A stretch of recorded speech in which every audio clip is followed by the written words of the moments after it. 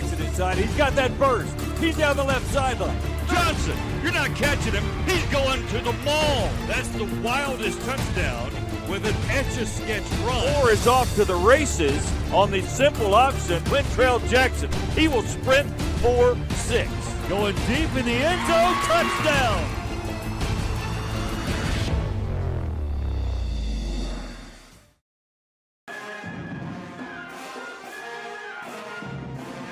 A look at the pep rally this afternoon at Oak Grove High School. The band, cheerleaders, the students all helping to pump the Tigers up as they face a huge game tonight. Or let's take a look at the matchup. The region title is on the line. Both these teams are very good, just with one loss. Hey, I'm Matt Coulter, and welcome to Bibb Co Ed TV for our 8th game of the week. Can you believe it's already past the halfway point? Tonight we've got Bibb County here at Oak Grove as our Jefferson County game of the week. In this matchup, the Choctaws are 7-0 as a series against the Tigers. Tigers hope to flip that tonight. Oak Grove is hoping to end that streak tonight. Bibb County's football team is led by Matt Gohagen. Listen to these stats. He's been the coach at the same school since 2015, so this is his 10th year. In 9 of those seasons, he made postseason. I mean, that he made the playoffs. That's pretty darn good. And with what you see from this football team, and you will tonight, they're in all likelihood going to make the playoffs again. And that'll make it 10 for 10 for Matt. But we had a chance to talk with him, our own Chris Osborne, talking about the Choctaws.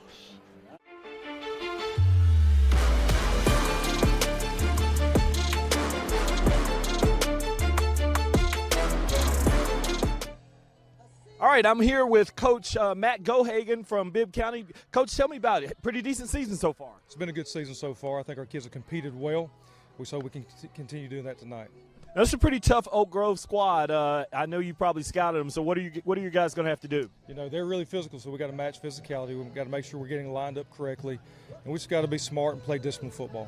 Bright spots for your team, offense or defense or both? I think our offense has done a really good job of managing the ball this year and controlling the game, and then defense has been getting stops when we need to, bend and not break, and so we got to continue to do that. Coach, thanks for your time. Good luck to your team. Appreciate it. Yep. Back to you guys. Thank you, Matt, and thank you, Chris. Hey, let's cross the field and talk about Oak Grove. Both of these teams come in with just one loss. Chris Musso is in his 4th season as a head football coach for Oak Grove. Before coming to Oak Grove in 2022, he coached at John Carroll, Locust Fork, and Haleyville. Chris Osborne also talked to the other coach, to Coach Musso, about the high-stakes game tonight.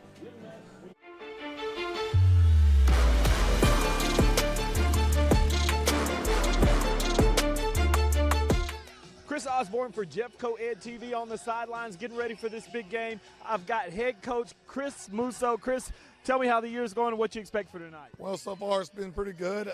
It's a big game tonight. We've got a really good opponent that we're playing, and so our kids have done good all week, and so we're excited to get going. So, Coach, what are you clicking on right now? Offense, defense? Well, it's a little bit of both. Our defense is playing really well. Coach Pardon, our defensive staff, does a really good job, and our offense is doing well. Our offensive line carries us, and we've got good running backs, so that's a big part. And, Coach, last time Bibb Co Ed with TV was here, it rained cats and dogs. Better weather tonight. Absolutely. A lot better weather this time. All right, Coach, we'll let you get to your team. Good luck tonight. Hey, thank you very much. Back to you guys up top. Well, thank you, Chris. Let's take a look at the 4A Region 4 standings. Pretty tight grouping here. Bibb County is 4-0 in the region. They're 6-1 for the season. Oak Grove 3-1 in the region and 5-1 for the season. Skipping down here, American Christian 3-1, 3-3 overall. Pleasant Grove is an even 2-2 for regional games, 2-4 for the season. Fairfield 2-2 in the region, 3-3 overall. West Blockton is 2-2 in the region, 2-4 for the season. And Tarrant is winless in region play and 1-5 for the season. This week, nearly 500 exceptional students and their peers gathered at Oak Mountain State Park. Love that place. MO, what they did is they they had kayaks and canoes, and it was just a wonderful family-type event. And let's just relive a few moments. Excitement fills the shore as students climb aboard their canoes. All right, here we go. Among those gliding through the relaxing waters of Oak Mountain State Park, Hueytown Middle Schooler Maxwell Carpenter. His mom right there with him as his sister and dad cheer him on. I was thinking, I remember his fear of water, and I'm watching him not deal with it, and I'm seeing him happy and relaxed. He don't know him be calm all the time, but the water calmed him today. And I said that was beautiful, so it helped him. Maxwell's dad, Michael Carpenter, says he and his family have attended the Exceptional Education Fall Canoe Week for years now. His son's comfort on the water, something that's grown over time thanks to this program. I can remember the first year he wouldn't walk up to it. We got videos of it. And then the second time, he was really looking forward to it. Maxwell and his classmates creating memories on the water, much like many students before them. Jeff Co-Ed's exceptional education classes have taken these canoe trips for decades, and through the years, Okay, here we go. they've remained a highlight for students. Y'all ever been in a canoe? No. Okay. Barbara Williams and Peter Kimbrough have seen this firsthand with Shane. He's looking forward to you mentioned field trip. And he's ready. And he's asking every day, when are we going? When are we going? This joy, experienced when nature becomes a classroom, students learning new skills, facing their fears, and becoming more self-assured. Yes, well, I see it help the kids get a whole lot of confidence in their direction. Just everyday speaking can be hard for them. Every day just dealing with different sounds can be difficult for them. So I see that as they see the other one do it, they come out of their shell at times, but it's an effort, but I see it helps. That effort, always worth it to help students blossom. For Jeff Co-Ed TV, I'm Emma Owen. Thank you, Emma. What a nice piece. Hey, let's take a moment. Let's meet the starters for the Oak Grove Tigers. Makai Morton, running back. Ethan Jones, outside linebacker, running back. Brooks Coven, running back. Wiley Hicks, running back. Casey Gaither, wide receiver. Anderson Bryant, tight end. Knox Wilson, O-line. Brody Fitzgerald, guard. AJ Thomas, center. Jack Scott, guard. Tugger Cook, right tackle. Dave Moore, D-line. Tanner Parrish, DN. Hunter Cook, defensive line. Jackson Hyde, linebacker. Connor Brooks, linebacker. Brock Tuggle, outside linebacker. Brawley Burns, free safety. Jackson McKinney, DB. George Dorman, cornerback. Wiley Hicks, quarterback. Hello, I'm Chris Musso, head football coach of the Oak Grove Tigers. Go Tigers! It is youth night, and representing the youth of Oak Grove, there you see cheerleaders, majorettes, some of the players. It's youth night, so let's celebrate that as well. I really wanted to get a look at Gabby the Goose. Okay, let me explain. It's a student favorite at Oak Grove Elementary. Let's take a look at how Gabby got her start, why the students adore their web-footed friend.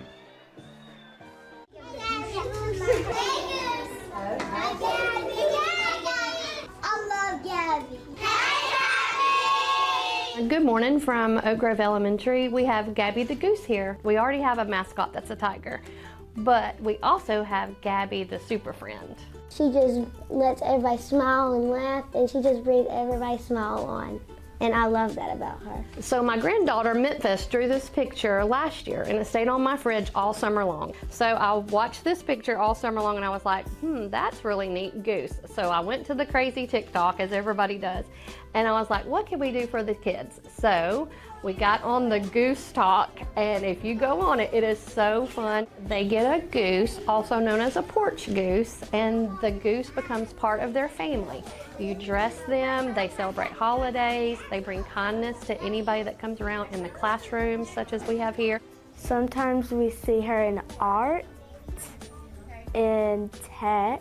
One time she was in PE, and Coach Kunis, which is our PE coach, she had her holding like a little ball, and it was so funny because the ball accidentally hit her in the head. And she has lots of outfits, And this one time in lunch, she was like a singer. So today, of course, it's Friday, so it's Spirit Day, so she's wearing her Tigers outfit.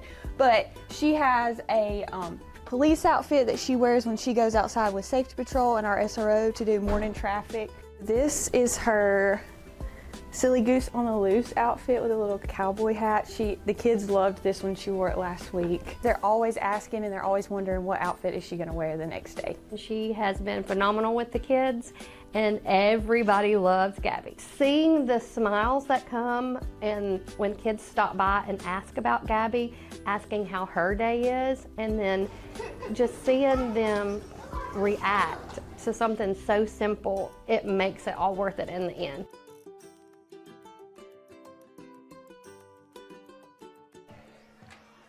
All right, hey, what a great story.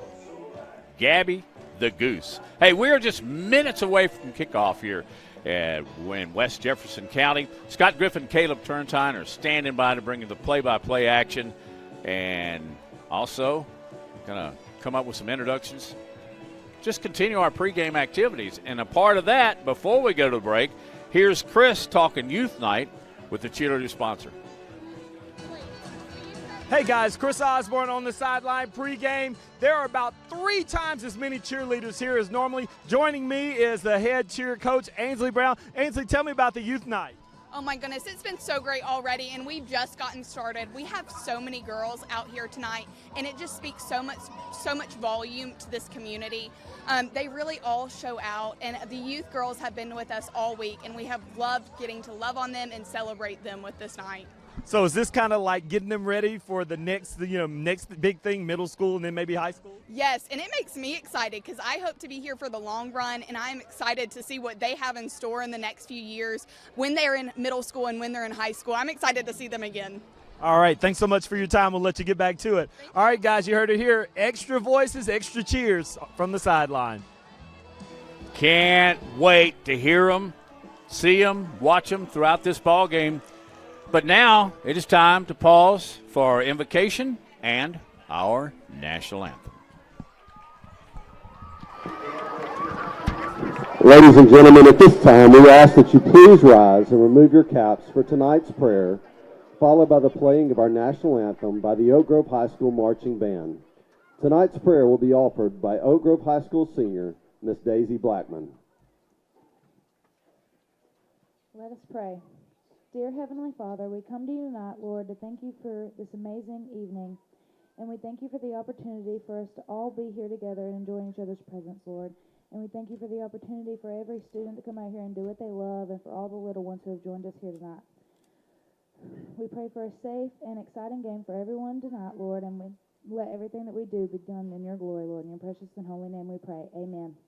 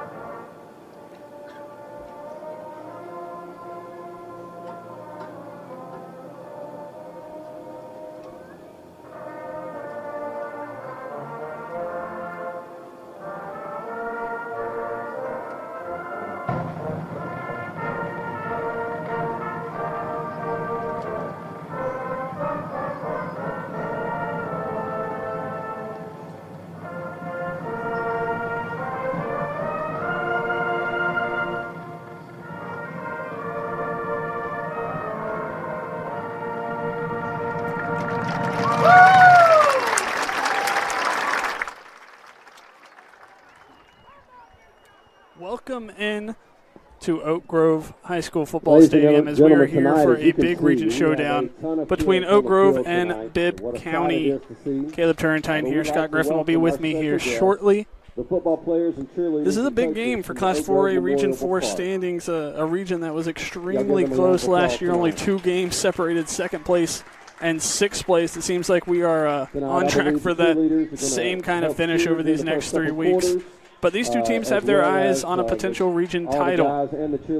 Bibb County currently undefeated. You see them there at the top of the standings, 4-0. Oak Grove suffered a surprising loss earlier this season to West Blockton. That puts them a little behind the sticks. But fortunately for Tiger fans, they control their own destiny still. Bibb County tonight, if they get that win, they have an opportunity to clinch the region title against ACA later this season, but it comes first tonight. Oak Grove can't clinch a playoff spot tonight, but Bibb County can with a victory, so there's a lot on the line. Both teams obviously have higher hopes than just the playoffs, but plenty to play for tonight, and it is a packed house and more people filling in on both sides of the stadium as well, as we are just a few minutes from kickoff. And our junior you see the captains about to come out to midfield. Oak Grove and our senior with a bulk of players out, as happens later in the season at the high school football level. Plenty of seniors getting a chance to go out and being captain at midfield. Bibb County captains are making their way to midfield, and we should have the coin toss here shortly as Scott Griffin joins me here in the booth. Stepped into your shoes there for a little bit. It felt a little weird. But I'm glad to have you back in. Absolutely. Should be a great football game. I'm sure you've already talked about the importance of this in the region and all the different things going on with this football game and how Bibb County is tonight for Oak Grove. They've been undefeated 5 of the last 8-9 years when I glanced at it in the region. Still undefeated this year. Yeah, and that's they obviously have more than just region title hopes, but they're used to being in the playoffs. They've made it every year under Matt Gogan, and they are one region win away from clinching that spot again in the playoffs, which we expect. Whether it happens tonight, we expect it at some point over these next 3 weeks for them to be able to clinch that spot. And with Pleasant Grove dropping off a little bit, Bibb County is certainly considered the favorite to win this region, especially at this point in the season. Yeah, they got some good players. They've always had a history. They've only had one losing decade in their entire football history. So, they're they just got it right. Here we go to the kickoff. It is ahead. You have one to toss, sir. You want to receive. Which end you want to kick from? You kick from the clock? Yes, sir. Yes, sir. Pull around over here. 75. I apologize, Knox. Pardon.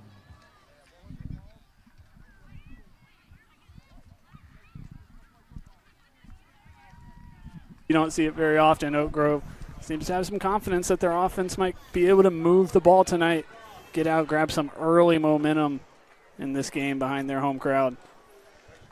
Oak Grove will be in the all-black with the red helmets. And, of course, Bibb County in the road whites. Home team always has the colors, as we know. And they'll have gold, kind of looking a little bit like LSU, except for the pants. There. Or actually, they are actually LSU, aren't they? Purple and gold. As far as the colors, for sure. Got all the cheerleaders out there. This is going to be a really good game. Yeah, I think it is. Oak Grove, talk about their offense has confidence to get something going early here, and they have every reason to. They're almost averaging 40 points per game. I mentioned that slip-up against West Blockton earlier this year, but really other than that game, they have been pretty dominant. We had them earlier this season, saw them end a losing streak to Pleasant Grove in a big way, dominating that game that we didn't expect to go as well for Oak Grove as it did. So that was a big win for them, and they are in good shape. And as we talked about last time we had them, and we'll talk about plenty tonight, it's all behind the running game. Absolutely, and Oak Grove with 2,400 yards, right? Rushing for the year. Yeah, 28 rushing touchdowns, nearly 10 yards per carry. Yeah, and it seems like every back is 10 yards per carry. Yeah. That's not just one or two guys. Yeah. So they'll play a ton of backs. And they're very entertaining to watch under Chris Musso. So And it's hard. Sometimes I know you think entertaining offense, you're talking about airing it out, a quick offense. It's not exactly what they do, and it's still fun to watch because it's trying to find who has the ball. Any of them can take it the distance at any given time. It's funny, we have everyone ready to go. There's still 4.5 minutes on the clock until kickoff. So we've got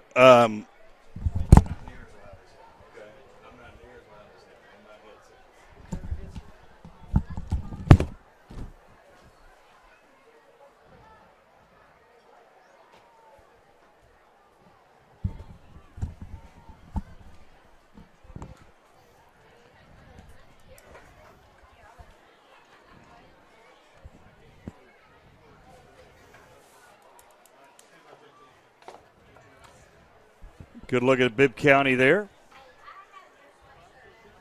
Feels like those throwback LSU jerseys with the tiger circle right in the middle. That's what those helmets remind me of. That kind of yellow gold.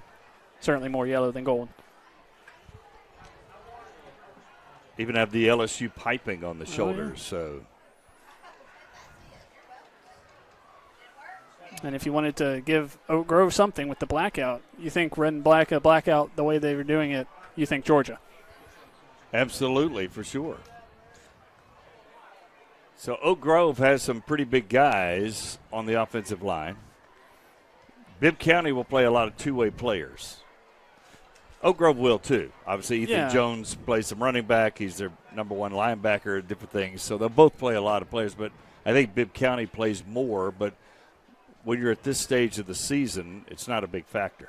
Yeah, they're probably used to it, and you want to stay healthy, obviously, but in a game like this, you're not thinking down the road. You're thinking about winning. You want your best guys in there on the big plays. You might see some of those two-way guys get rest on early downs, but if it's a third and long, you have your receiver. Your best receiver might be your best defensive back too, and that's the case for Bibb County. Artavius Cruz might hear his name quite a bit tonight on either side of the ball. I do want to mention earlier this year in a loss to Gordo, Cruz had a touchdown run, 2 touchdown catches, and a pick 6, all in the same game. So that's number 5, Art Cruz. He will be a name to watch for Bibb County, among others that we'll certainly talk about throughout the game. Caden Watts will be back for Bibb County, as well as Wiley Hicks. Hicks does everything, number 2. He's on the far side there. As you look at the picture, it'll go to the short man, and they keep it away from those guys. But it's still a pretty productive run out there by Oak Grove. Noah Chapman with the return over the 40-yard line. Yeah, if you're going to do a little short kick like that, I think you want to squib it. You want to have it bouncing a little bit. That was just low and straight at him, able to catch it and run about 15, 20 yards to get good field position on Oak Grove's opening drive.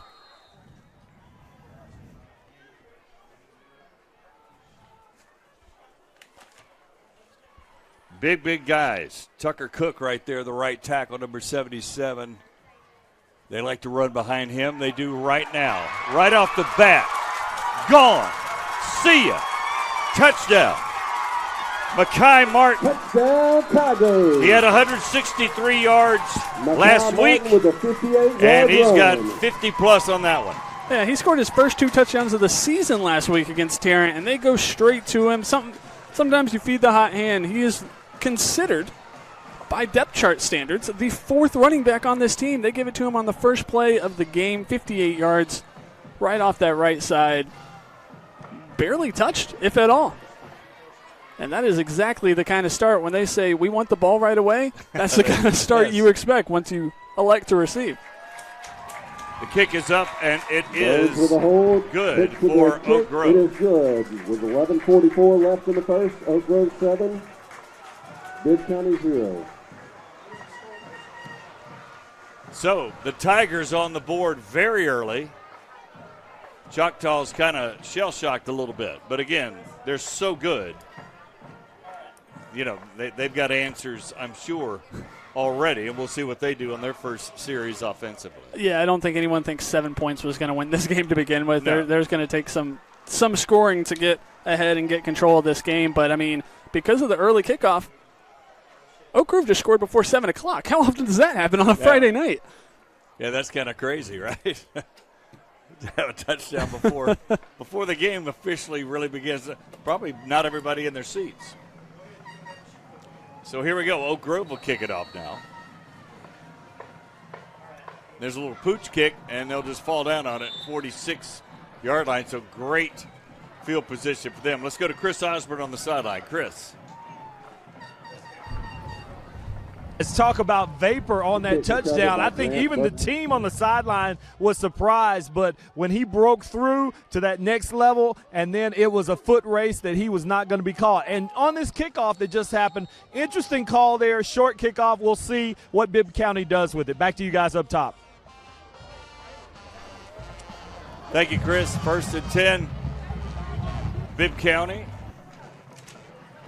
Little pitch. Oh, boy, I think a face mask will come in on that, but they didn't throw a flag. Wow. I thought there was face mask on that particular play as they pitched it out to Jamarius Sanders. Ethan Jones, the aforementioned guy that plays two ways with the tackle. Yeah, he got back there quick. I think he might have been on the inside of the collar instead of the face mask, but you're right. That certainly looked like it could have been called. That's one way to stop the good field position right off the bat. It's putting them in a 2nd and 17 all of a sudden. Braden Cash rolling. Still rolling, running out of room. Now he actually flipped it out there, to Sanders, who was the one that had the -7. Now you got about 10 back. Pass complete to Scooter Sanders. Maybe 8 Jackson or Hyde. so. That's going to make it. No, we'll give him 10 on that. 3rd down and 7. 3rd and 8 for the Choctaws. And that's a guy that they're going to want to get involved in pretty quickly. You're going to see Jamarius Sanders. You're going to see a lot of Kezias Clark, who had 6 touchdowns in a game earlier this season. Cash and Sanders in motion. Now he'll roll left. They flood the zone. They find Sanders again. He caught it in his hands. I don't know if he held on to it or not. It popped out of his hands, but they're going to give him the catch. It looks like that bounced off his face mask initially. I don't know how he was able to hold on to that ball. It just kind of bounced directly into his hands. I think that was the difference, and catching it cleanly, you'd probably get a first down. Instead, he's 2 yards short. So 4th down and 2 for Bibb County.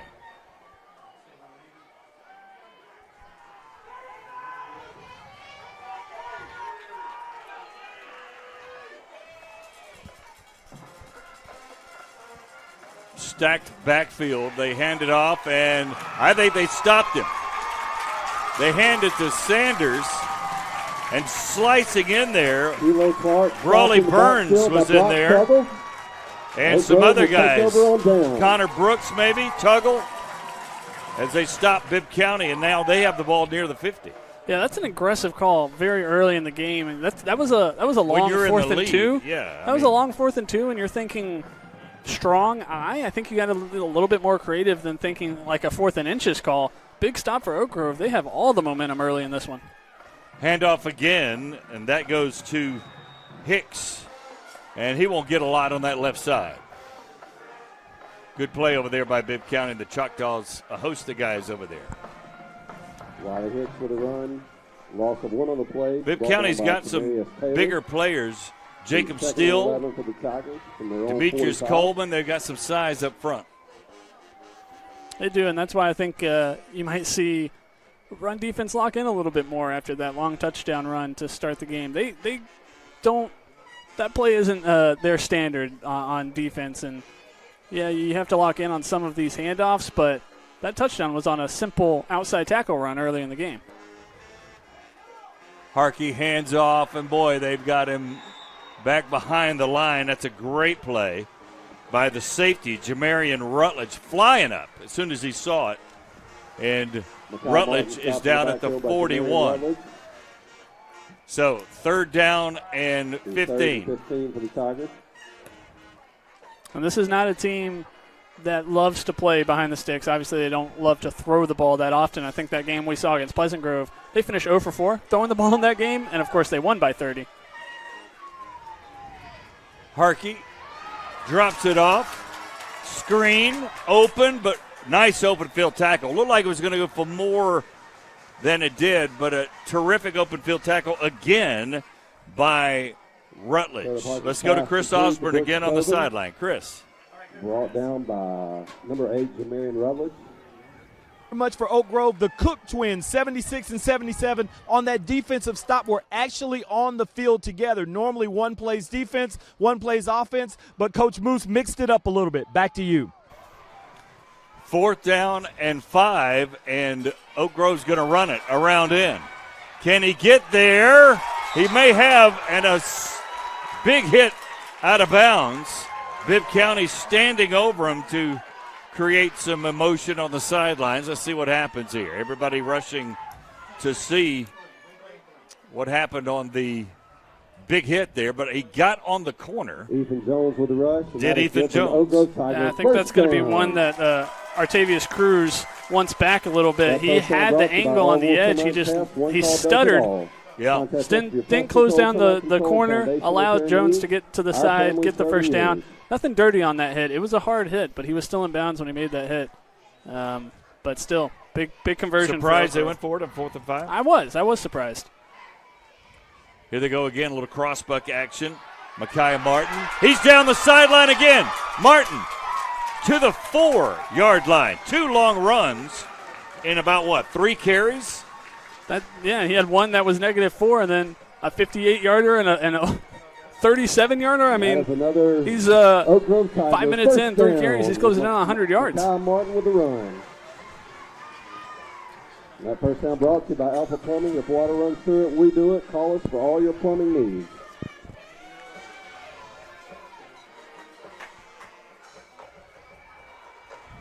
They hand it off again to Martin, but this time not so much running room, and he's drugged down Martin with the rush, there down by the cornerback, Art Cruz. I think part of that is what comes with the territory and playing the offense that Oak Grove does. You're going to have -1, -2, -3 yard plays, but you also know that you have the personnel to be able to break off runs when you get the opportunity, and that's what's happened so far. Handoff again. Hicks, left side, waited on his block, got a good kick-out block, but he'll only get a couple of yards on that left side. They've really had great success on the right side, running, obviously. Behind Cook, Jack Scott, and A.J. Thomas, the center. Now, remember, Harkey, number 12, is the backup quarterback. Noah Chapman, the normal starting quarterback, not in this game. No explanation, just not playing tonight. Harkey doing a good job, though. You just got to hand it off to these guys. Knifing in quickly again, Sanders just flushing down the line, knowing what's coming. So he's done some film study this week. Yeah, that's what you call a form tackle right there. Yeah. That is, they'll show that over and over again in film to say that they made sure it's, you know, the play, you gotta have some athletic ability to make that tackle, but that's all about form, and he put him to the ground with ease this close to the goal line. Another 4th down. 4th down and 2. Hicks, left side. Can he get in? No, they've stopped him. So the Choctaws will have the football. We'll see where they mark it, but it looks like it's about the 2-yard line on the big stop on 4th down. Boy, what a thrilling first 6 minutes and 20 seconds of this game between 3rd down, 4th down conversions, 4th down stops, a long touchdown run. This has been both teams, it feels like momentum is all of a sudden on their side, and the other team takes it away right away.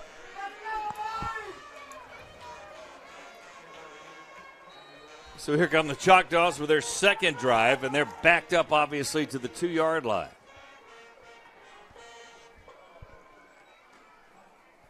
Handoff on the right side. They're trying to move some bodies, but not getting a lot of success. They might have a couple of yards. There are flags down here as Cash handed it off. I think Clark was the runner. Let's see what we have. Face mask on Oak Grove. So that'll be a little breathing room for the Choctaws. Yeah, that's a big penalty when you're backed up that far to get a free 15 yards. And, it's sometimes you see offensive penalties from the 3-yard line. It's only worth a yard. But when it's a defensive penalty, it's the full yardage, and that gives plenty of breathing space. Now the playbook is wide open for Bibb County. Good look there, both coaches. Chris Musso, of course, for Oak Grove. And they've got a lot of breather room, you're right, to the 20. Big penalty. Bobbled snap, timing off. Still getting a couple of yards, maybe 3 or 4, was Clark on that sweep play. I think they're going to give him about 4. It's a holding call on Choctaws. Flag on the play. It was quickly thrown from the backfield. The head ref must have seen something that was pretty obvious. Holding against the Choctaws. And there goes half that breathing space that they just got.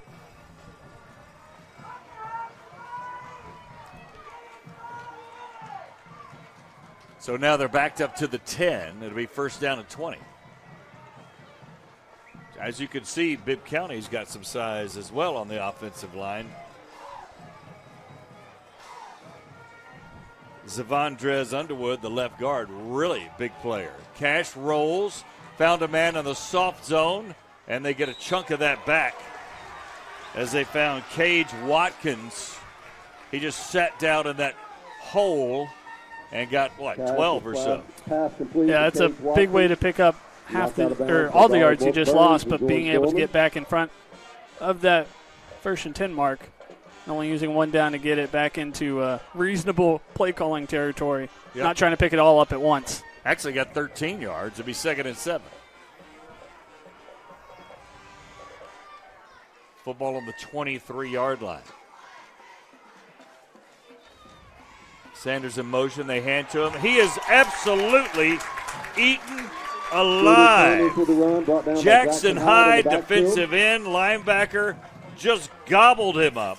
And dropped it for a loss. Yeah, that's another time. Lucky to not fumble that. There was a little bit of a bobble on that handoff.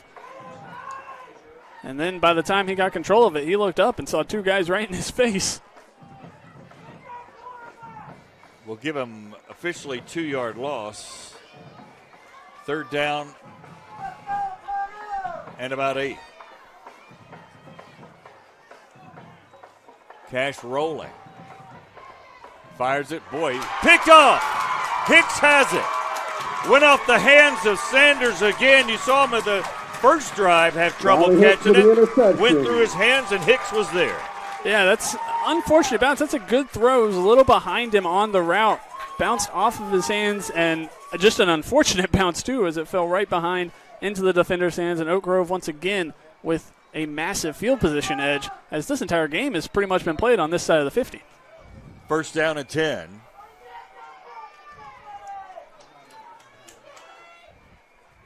They hand to Hicks, left side, and he'll be very close to the 1st down. Let's go to Matt Coulter now on the sidelines. Matt.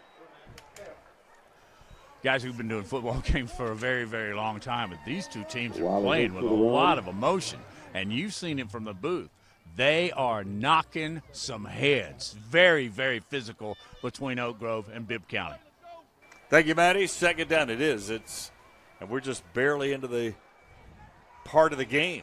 3:34, as you could see, counting away in the first quarter. 2nd down and 1. Oak Grove will do a lot of shifts on the line. They don't do anything fancy there as they hand off to Brooks Coven, I think. Brooks Coven with the rush up the middle, and that is good for an Oak Grove Tiger. 1st down. With a 1st down. And they're going to they like using Coleman a lot in those short yardage situations, trying to keep an eye on all those different running backs, and all of a sudden they just give it to the guy who's been used as a lead blocker instead. But he's got 49 carries for 380 yards on the year. So, he's one of those plus 400 guys, yard guys, I should say. We did see him run for 100 in the game against Pleasant Grove. He had a late, long touchdown run, so he's not your fullback who's a little slower and bigger than the other guys. He still knows how to run the ball. Hicks around the left side, following his blockers, runs out of real estate. But another positive yard line. Let's see, I'd give about 7 on that. Pushed out of bounds by Tamarius Taylor. So let's see where they mark it at about the 7-yard line. Yeah, Hicks is their leading rusher on the season. He's had 552 yards, 7 touchdowns coming into tonight. Also used a little bit in the passing game, as we saw. Yeah. Saw Coven also. But 52 carries, Jones 40 carries, Coven 49 carries, Martin only 23 coming in, and he's done the most damage tonight. They have a lot of guys, is what we're trying to say. Second down and 3 whistle. I think somebody moved a little bit early. I think they've been fortunate to not have that called maybe a couple of times in this one. You see them, how quickly they get up to the line of scrimmage.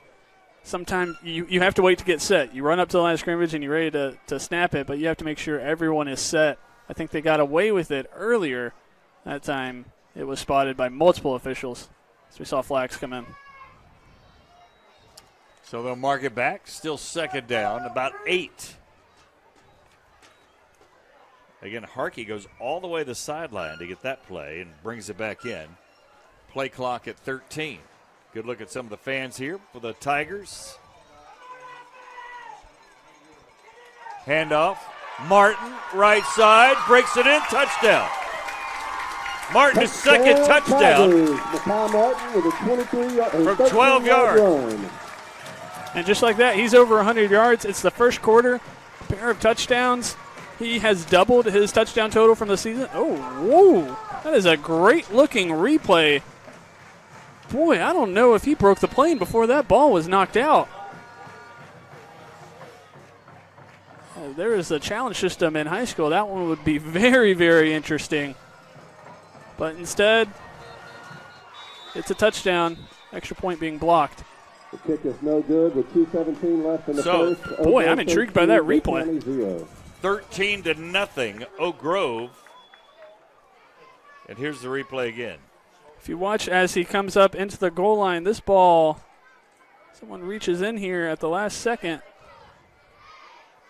He's about the 2 at the 1, and the ball gets punched out. That is incredibly close. If we had an angle, we had a pylon cam, maybe we might be able to tell for sure. Great camera work. Boy, if I'm Bibb County, I might be questioning it a little bit more. That's a great job by the defensive player. That's your only chance. You're not going to make a tackle that close to the goal line without him falling in. Yeah. He punched that ball out clean just after he crossed the line, according to the rest. Hicks kicks it away. Another short kick, a little bit longer, though, than the last one, and they'll just fall down there. And that's a guy with a 3-2 on his shirt. He should have run a little bit more. Demetrius Coleman looked like picked it up, but he fell to the ground. Or maybe that was Aiden Miller. But nonetheless, small numbers means you can run, right? Usually. I think when you're talking about a kickoff team, if you're not comfortable running with the ball, coaches are okay with you going down. That's kind of your decision. You'd rather go down than fumble. So, first down and 10, pistol formation. Handoff, first man through, bullying his way in, but knocked down Bradley Lucas, H-back tight end kind of guy. Got a couple over there, but he was knocked down by Jackson Hyde. Bibb County wants to make it known that we have a fullback and H-back too. We can use it. And he's big. He is big. Not very often you'll have the ball carrier be one of the taller guys out there, but that was certainly the case.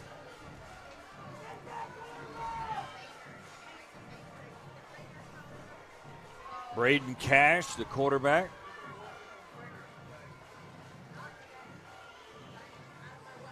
This time play action, RPO had him. He had Sanders right there. He was open, as you saw, but just a little tall for him. Yeah, that's what you want from an RPO. You pull the handoff and throw it to one of the 2 slant options, and he had him. But again, just a little too tall. That's what happened on the interception. I know we saw a receiver get 2 hands on it, but it was another pass that was a little tall. Cash is a Jacksonville State baseball commit as a junior, but he clearly has the arm to be a quarterback. It's just about accuracy. Third down, about 8. Cash drops, throws it to Sanders again, goes off his hands again. They need to try to utilize somebody else. Not that Sanders is dropping it, but he's pretty much the only one, I think, that they have thrown to the entire game so far. Yeah, and that's I think you saw a little bit of frustration on this side of the field from Bibb County receivers who felt like they were a little more open. That's something that high school quarterbacks, young quarterbacks, got to get better at going to your second, third option. Scan the whole field before you make that decision. There's the punt, got it away, and that'll bounce over the head and cost him some yards. Chris Musso's not going to like that because he was right there to catch it. And that was Noah Chapman, but he let it go. We'll take a break, come back with more. 13-0 Oak Grove. You're watching the Jeff Co-Ed Game of the Week.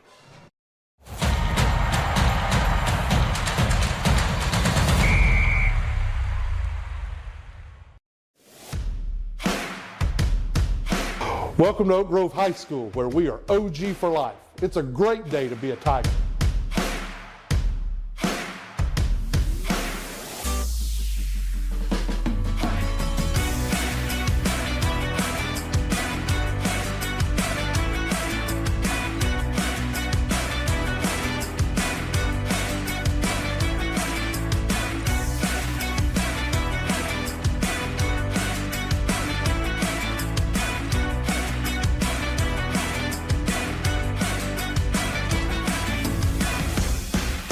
Oak Grove High School, we are Jeff Co-Ed strong. Back with the action. McKay Martin is knocked down again. Mackay Martin, I should say. Still running on that right side behind Cook and Scott, but knocked down that time. And now it's we missed a play, so it's 3rd and 8. I'd be worried about Mackay Martin's next carry. His pattern so far, 58-yard touchdown, negative run. 37 yards, negative run. 12-yard touchdown, negative run. Next one might go for a long way. It's amazing to have that many negative runs and have 100 yards. We're at the end of the first quarter, so we'll take a break and come back with more. Oak Grove 13, Bibb County nothing. You're watching Jeff Co-Ed TV.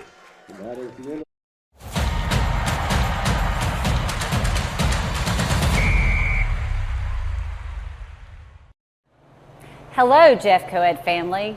I'm Dr. Beth Miller, Director of Child Nutrition.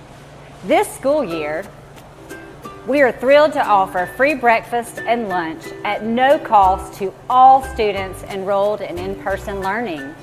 As a community eligibility provision district, we encourage all families to take advantage of this opportunity. Our child nutrition program is devoted to providing healthy and nutritious meals to help fuel our students for a day of learning and growth. From crispy Crispitos to fruits and vegetables, it will all be available for free. If a student would like an extra item, those may be purchased. Again, we encourage you to take advantage of this opportunity so we can continue to provide in future years.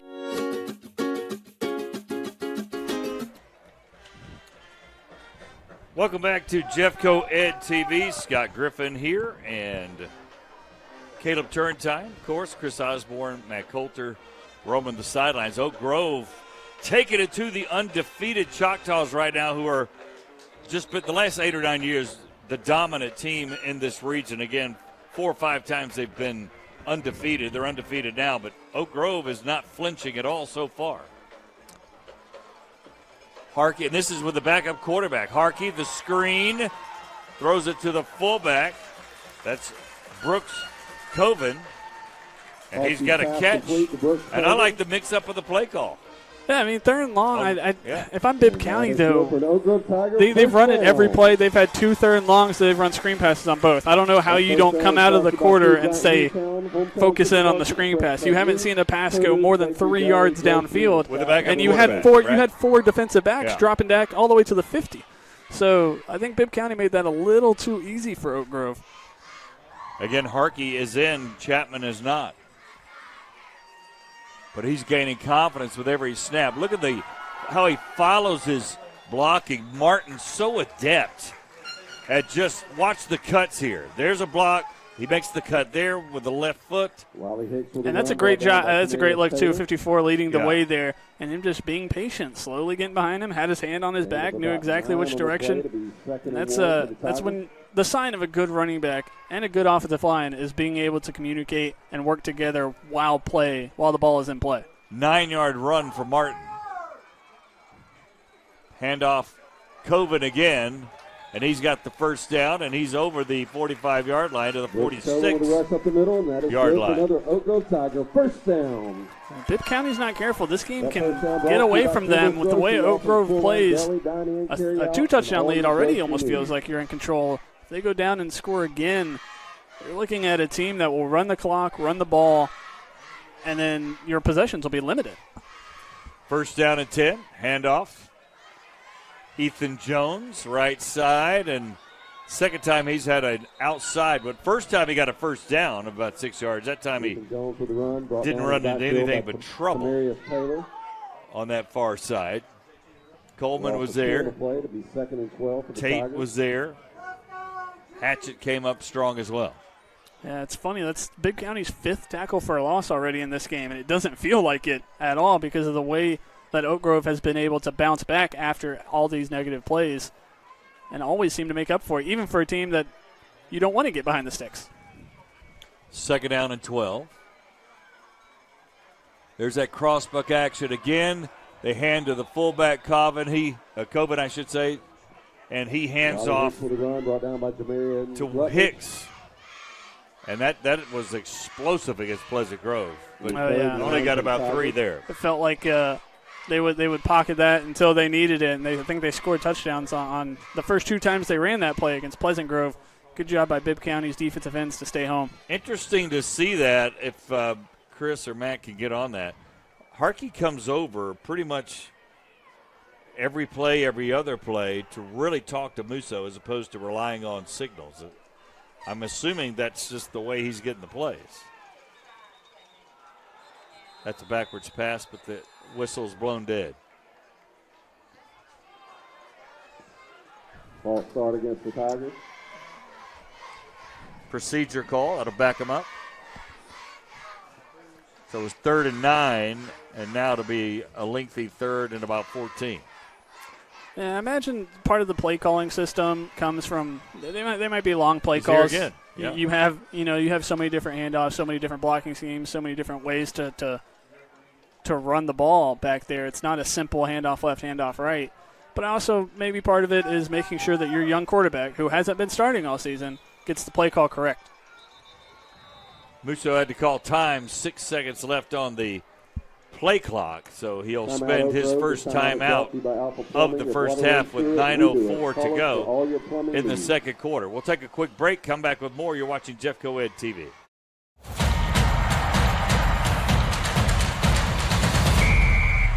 Step into the magic of the holiday season. On December 12th, join us at the historic Florentine for the Winter Wonderland Gala and Silent Auction. Enjoy an evening of live music, festive drinks, and delicious food, all while supporting the Jefferson County Schools Education Foundation. Reserve your tickets today by scanning the QR code on your screen or go to jeffcoed.com/gala. This event is for guests 21 and older.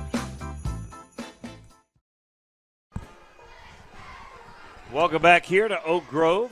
Scott Griffin, Caleb Turrentine, Matt Coulter, and Chris Osborne. Oak Grove is in charge right now, 13-0. Huge touchdown run by Mekhi Martin. The very first play of the game, 58 yards, and another 12-yard sweep for 6 for Martin.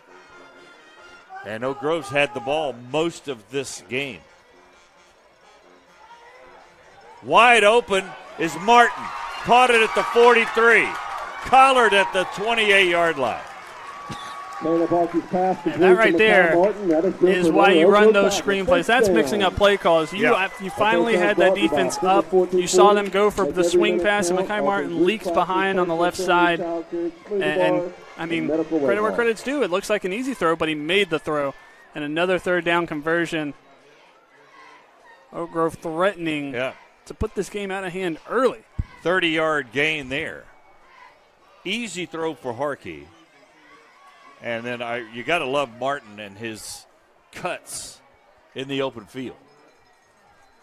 Fakes that one. Coben left side, but he's drugged down. Nice ankle tackle there by Jacob Steele. So he'll get maybe one or so. Couple. Second down and 9. There's some young Tiger cheerleaders from the Oak Grove area. They got a full squad down there tonight with all those extra helpers.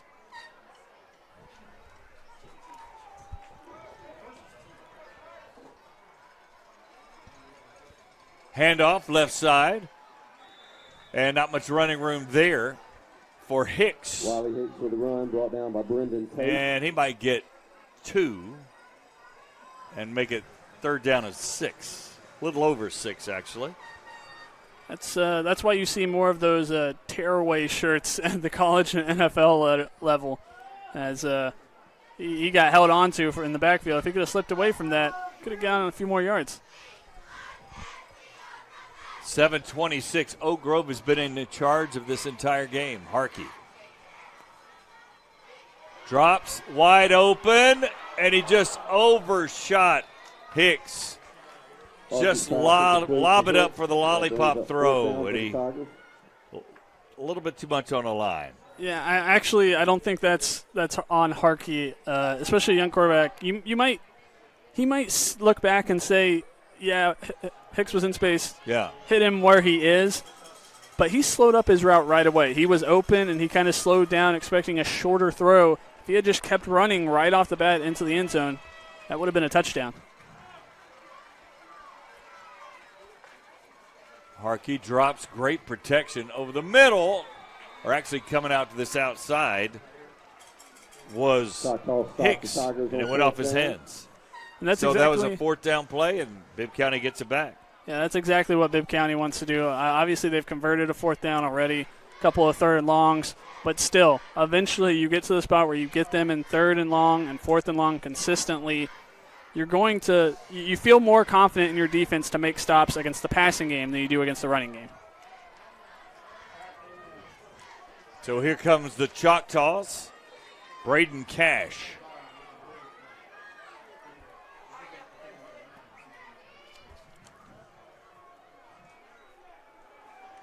Drops, looking, going to run it.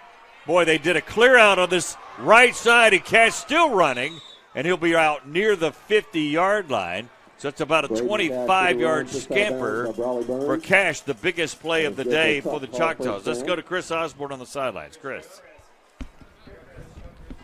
So, guys, from field level, it seems like that was the first time that Bibb County has had some kind of adjustment, or they're making some kind of move to offset what's going on with Oak Grove. Oak Grove's movement on offense and the different shifts and whatnot are really causing confusion for the Bibb County defense, and that's made the difference in this game right now. So we'll see what Bibb County does to try to get back into this. Back to you guys.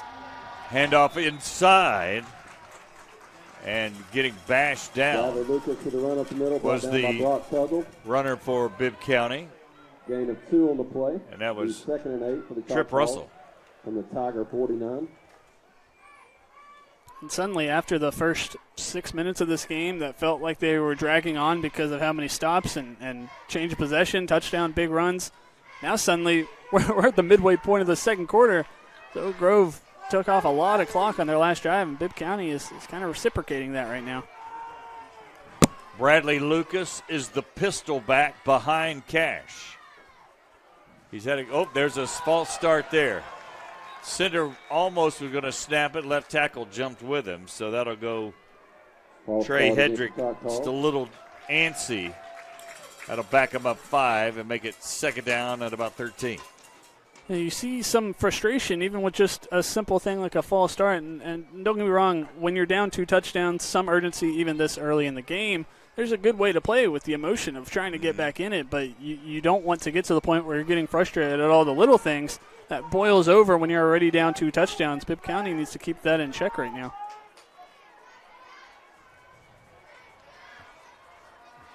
Fake it. Cash getting rushed. Flushed out. Running. He's got good legs over there, but he's dumped. Ethan Jones rudely sends him to the turf. And he'll get about 3 on that one. Not a sack, but a 3-yard gain. Yeah, that's you take that with the position he was in, as someone was in his face pretty much right off the bat there. He was able to flush out to his left and get a positive play, being able to make it a 3rd and 8 as opposed to a 3rd and 14.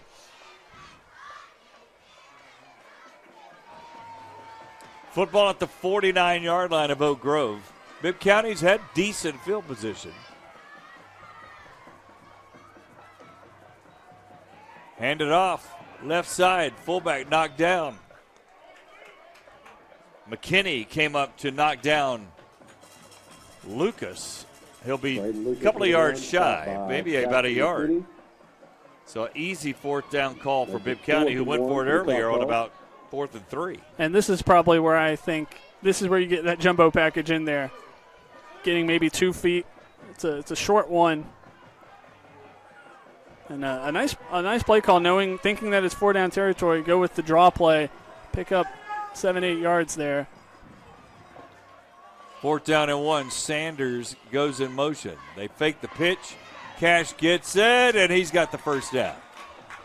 He was drugged down hard by Bain Morris, but not before Cash reaches out the football and gets a couple of yards. Yeah, that's a successful play for Bibb County, but that's a big tackle. If he gets through that hole, there was a lot of space on the right side of the field, and he's already shown off his speed once on this drive. He could have gone for another 20 yards easy if he broke through that tackle. He's been their biggest offensive weapon so far, has the quarterback Braden Cash. And he's had some good throws, just a lot of drops right now, including one that went through the hands of Sanders. It became a turnover. Hicks with an interception. 1st down and 10. Cash right side. This time doesn't even act like he's going to throw. Holds it, still on his feet, runs out of bounds. Did he get the first down? They're going to mark it just shy. There's a flag on the play. There's a flag down and a Bibb County player down. And he's writhing on the turf in pain. I saw one of his teammates immediately signal to the sideline. That's never a good sign. Blocking the back against the Choctaws. And penalty will go against Bibb County.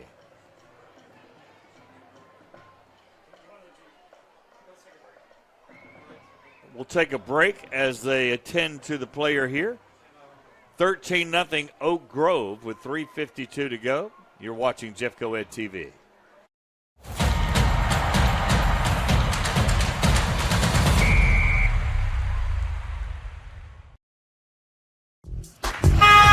Certainly we need more drivers, but we need folks more than that who want to make a difference.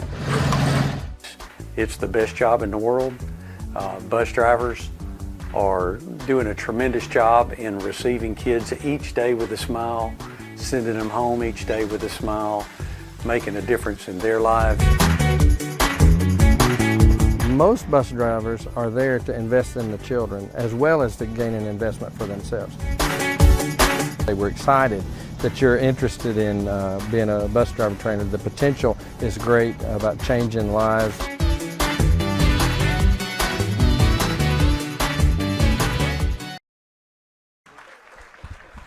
Nice hand for the injured Zavondre Underwood, left guard for the Choctaws. Here's who we got next week. Got a big one.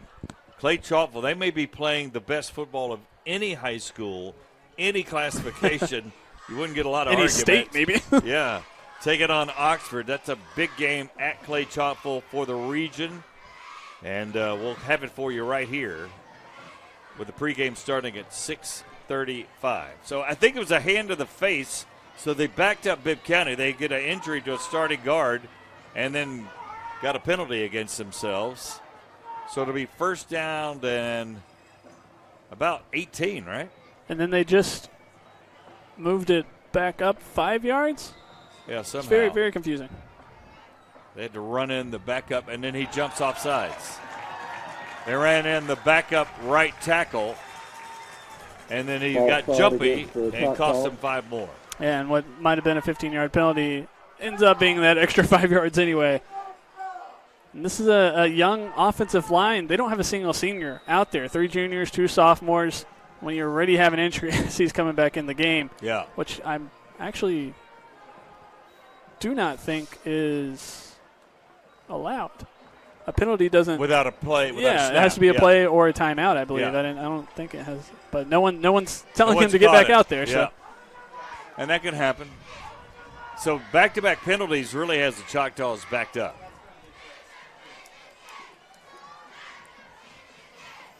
Oak Grove again with that 3-4, but they roll up a defensive end. Cash is going deep, A little overshot. Sanders had a long way to run coming from the top side across the middle, and he just led him too much. Yeah, deep post pattern there.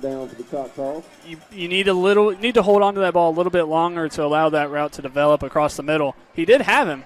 I think he ended up having the inside move on him. Both coaches bringing the quarterback over. The quarterbacks are getting a lot of work running around. Just running to the sideline and back to the huddle. Yeah. Especially when you're looking at Bibb County right now. They're huddling in the middle like the ball's not on the right hash mark. You don't see that very often either. Yeah. Second down at 23. Football has to get to close to the 30 of Oak Grove. Cash rolling, crosses body. Sanders has the catch.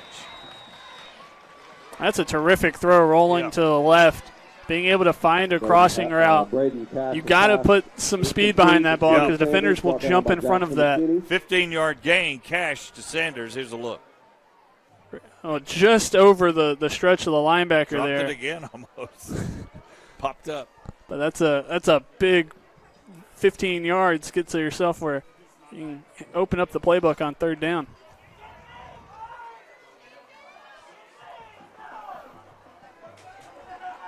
Might be 17 yards. Correct me on that, Caleb. I think it was 17 more like.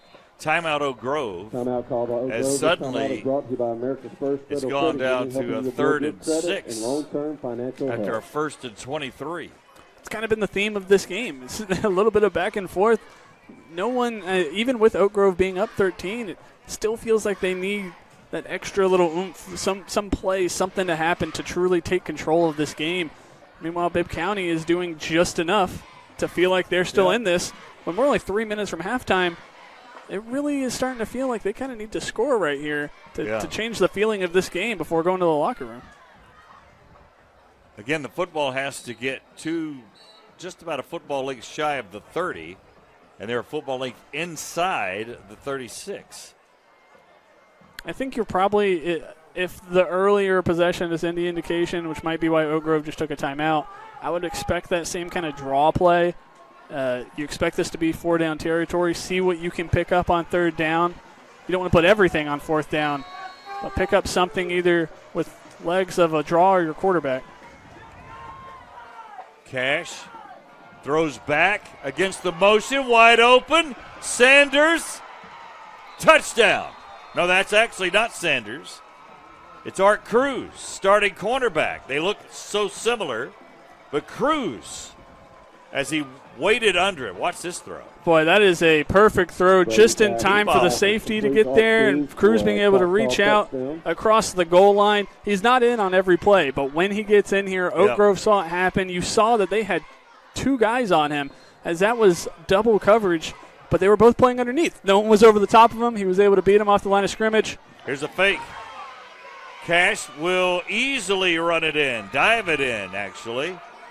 And make it 13-8 within 5. Oak Grove 13, Bibb County 8.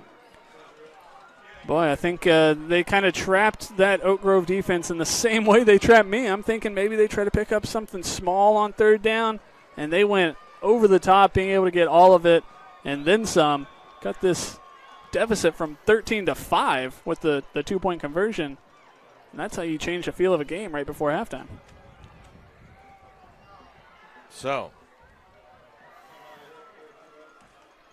Bibb County taking the wind out of the stadium here a little bit with Oak Grove driving on Bibb County's side of the field. Pretty deep territory before giving it up on 4 downs. And now Bibb County has answered, and they faced a 1st and 23. They did. They had 1st and 23, an injured offensive lineman. Braden Cash certainly had his best drive right there, being able to do it both with his legs and with his arm. Big response and a needed response for Bibb County. And that'll go out of bounds. And they'll throw a flag down. And I think that was actually the beanbag. He's going to say that the player touched it. Okay. He was running over there. He could not avoid it. Boy, that's a difference in 30 yards. Yeah, it does drop out on the 14. Matt's right Let's take a down look there. again. Oh, it did right before going out. It almost Great hit call. Matt Coulter. Good eyes there by the official. Oh, yeah, that's a bad break for Oak Grove.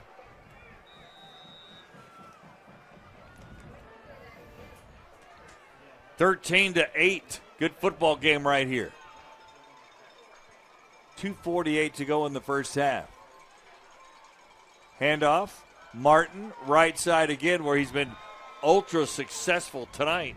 And he'll get 3 or 4 on that right side before he was tripped up by Cruz, who had the touchdown. I'm intrigued to see how aggressive Oak Grove is on this drive. We've seen them go pretty quickly still while running the ball. And with the way that some of these guys can run, just keep turning around, hand the ball off, see what you get, and then decide from there how aggressive you are if you can get close to midfield. Harkey again running in the play. If you see the quarterback running in the huddle, both teams like to talk to their quarterback on the sideline. Handoff. Hicks left side this time. And Brody Fitzgerald was there but couldn't sustain his block, number 56. Run up the middle. And now an injured Choctaw is down. And I don't know if that's Steele or who, but I think it is Steele. It is Jacob Steele.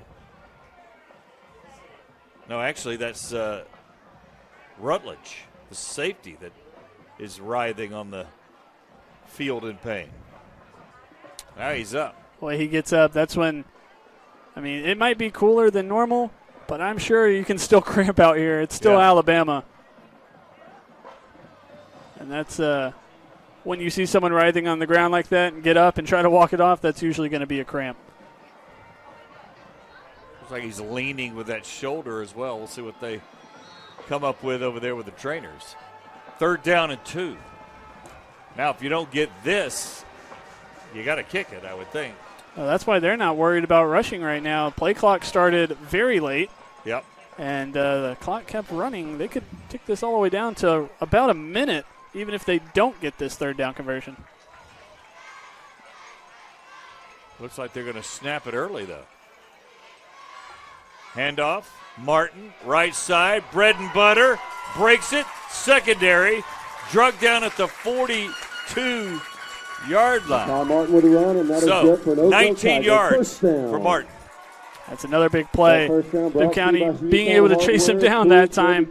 But here we go. Now Oak Grove has some breathing space, some room, a little bit more momentum. Clock's running. They are down to 1 timeout.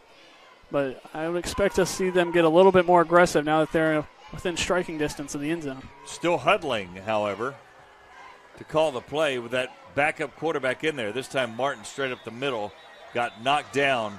That Steele knocking him down like a wall. Run up the middle, so maybe 2 yards, 2nd down and 8. Clock running at 48. No rush for Oak Grove still. I think, part of that's probably the offense you run, the fact that you're down to 1 timeout, the fact that you're already in the lead. Maybe it's, you can only be so aggressive.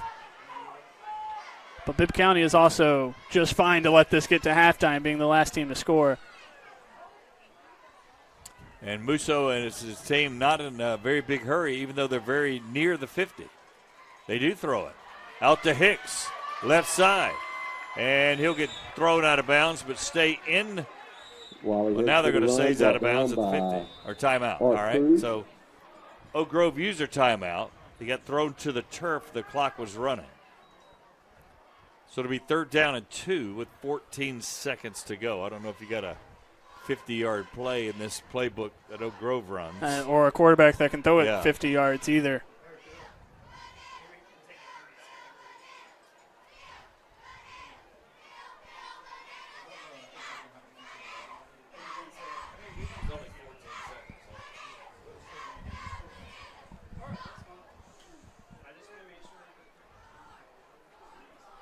(13 to 8), 14 seconds left in the first half.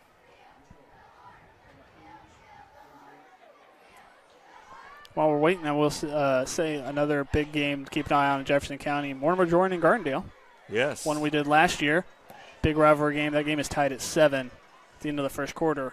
Mortimer Jordan played very well last week here on Jeff Co TV, getting the win. Put themselves in position to still make the playoffs. Huge region win. Harkey. Martin in motion. Hicks gets a great kick-out block. He's on the right side, and he's knocked down at the 43-yard line. So he gets 7 yards. That first down brought to you by 8 seconds to go. Putting dreams and driveways for over a century. And I don't think they're in any rush to get up there and spike it. Clock's running. Quarterback's on the sideline. I think that'll take us to half. And Musso's going to wave him into the locker room at the half. And at the half, it is Oak Grove 13. And some of the players upset with that, but Musso explaining to him. And Chris Osborne has Chris Musso right now. Coach, your defense is swarming and your offense is getting chunks all the way down the yard with the running game. Yeah, they're doing a good job executing the plan, and we've been real excited about it. But we got 2 more quarters. They're a real good football team. We're going to play 2 more quarters. All right, Coach, I'll let you get back to your team. Thanks so much for your time. Thank you. All right, guys, back to you. Thank you, Chris. And 13-8, Oak Grove looked like they were going to run away with it, but Bibb County, again, answered a 1st and 23 with some big plays and then threw a 36-yard touchdown to Art Cruz to be within 5. So we'll take a break, come back with more. The bands are coming up right here on Jeff Co-Ed TV and the Jeff Co-Ed TV Game of the Week.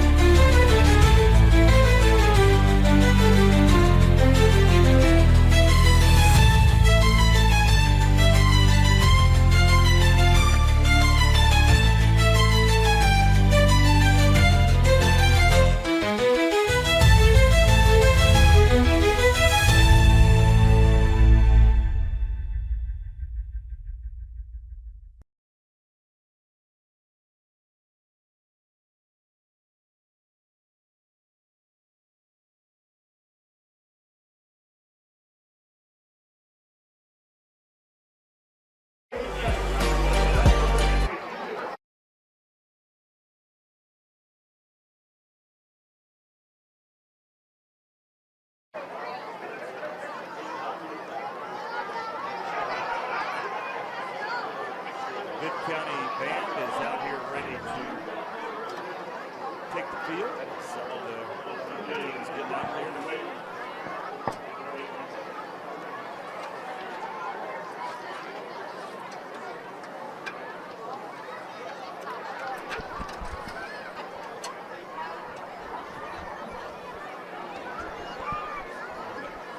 So we've got Bibb County first, obviously, the visiting band. Then Oak Grove will take their way to the field. Again, 13-8 is the score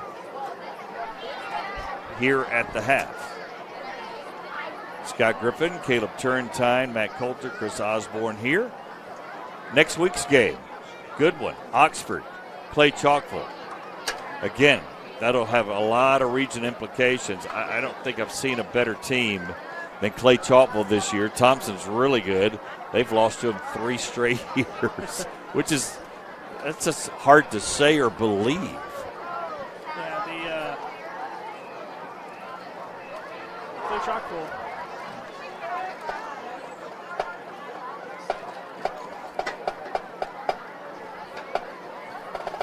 Clay Chalkville lost that Oxford game by 1 last year, so I know they'll be hoping for some revenge, maybe put it on them. They have the capability of doing it, but Oxford is still in that region title hunt too. Young Mims at quarterback, Mason Mims' brother. They still have an offense that can put up some points, so that'll be a good one next week. Absolutely. Here's the Bibb County band, the Choctaws.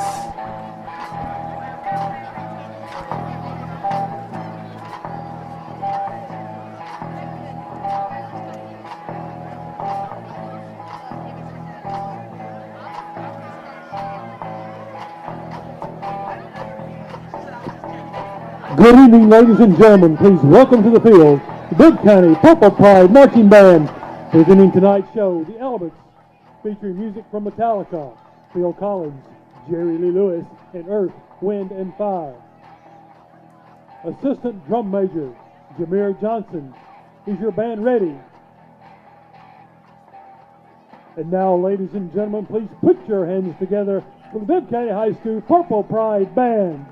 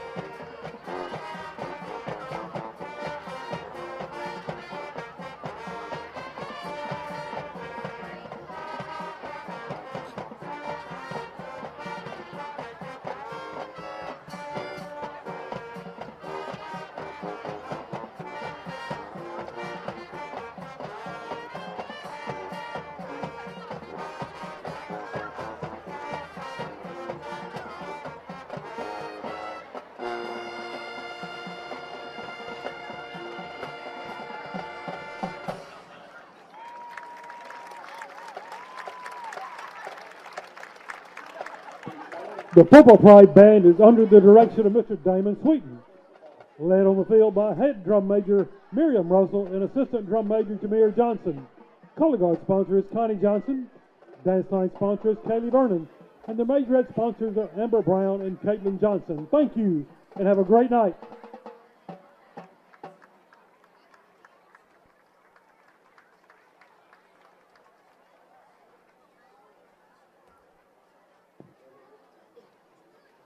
Ladies and gentlemen, please welcome to the field the 6-time 4A state champions, the Oak Grove High School Marching Band.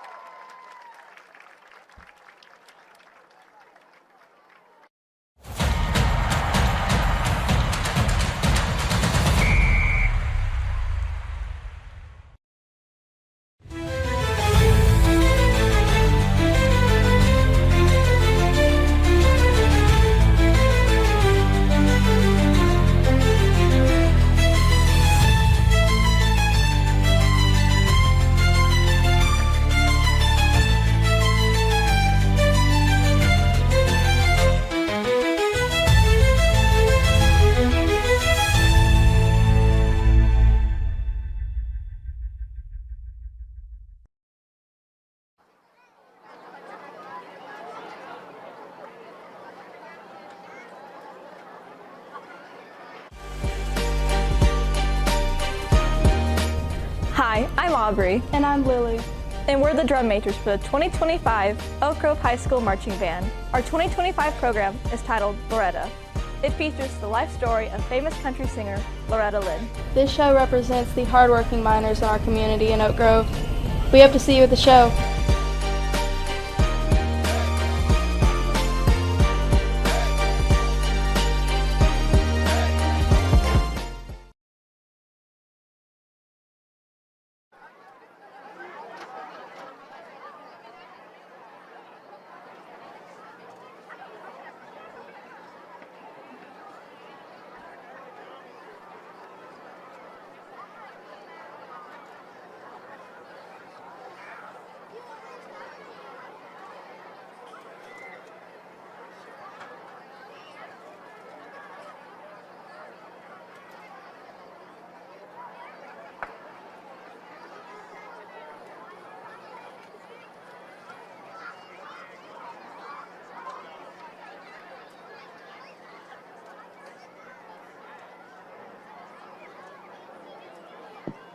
Oak Grove High School's 2025 production is entitled Loretta. The show takes us through the life of Loretta Lynn and pays tribute to the hardworking coal miners of our community. Drum majors Albie Blair and Lillian Rogers, is your band ready?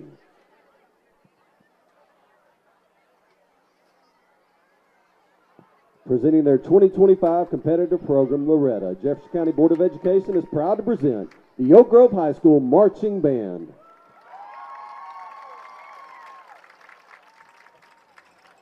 Well, I was born to coal miners in a cabin on a hill in this mountain. We were poor, but we had love. That's the one thing that my daddy made sure.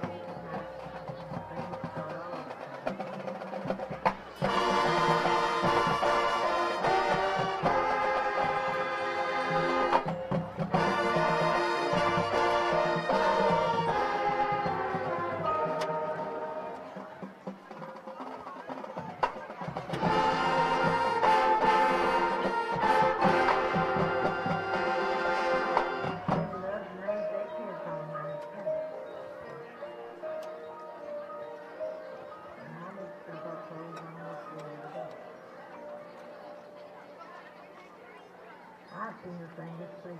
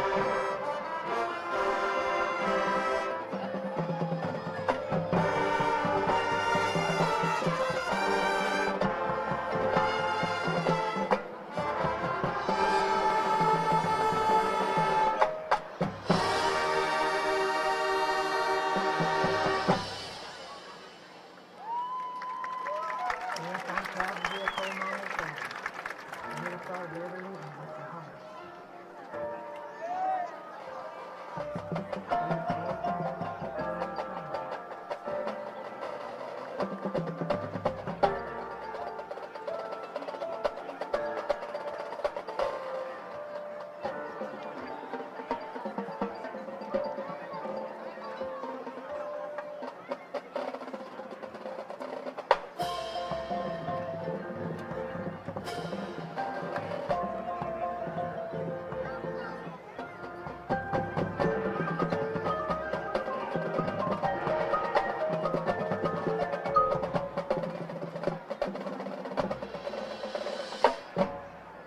work we done is hard. At night we sleep because we were all tired.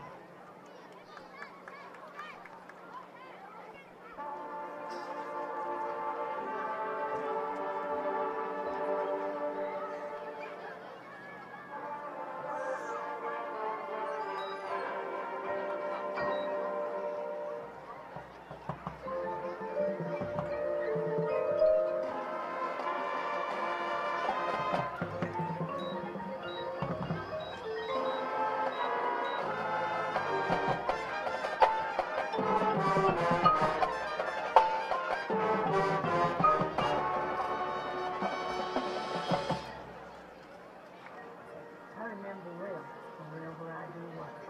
I never thought of ever leaving my home.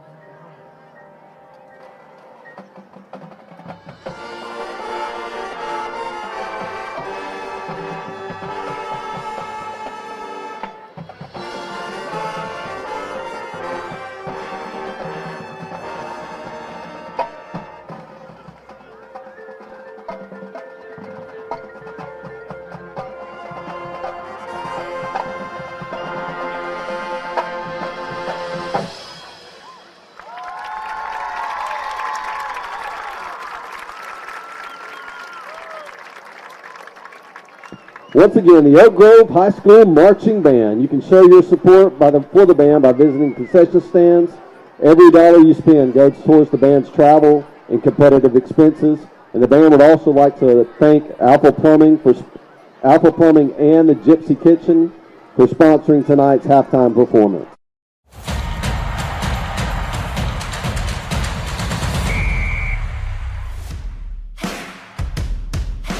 Welcome to Oak Grove High School, where we are OG for life. It's a great day to be a Tiger.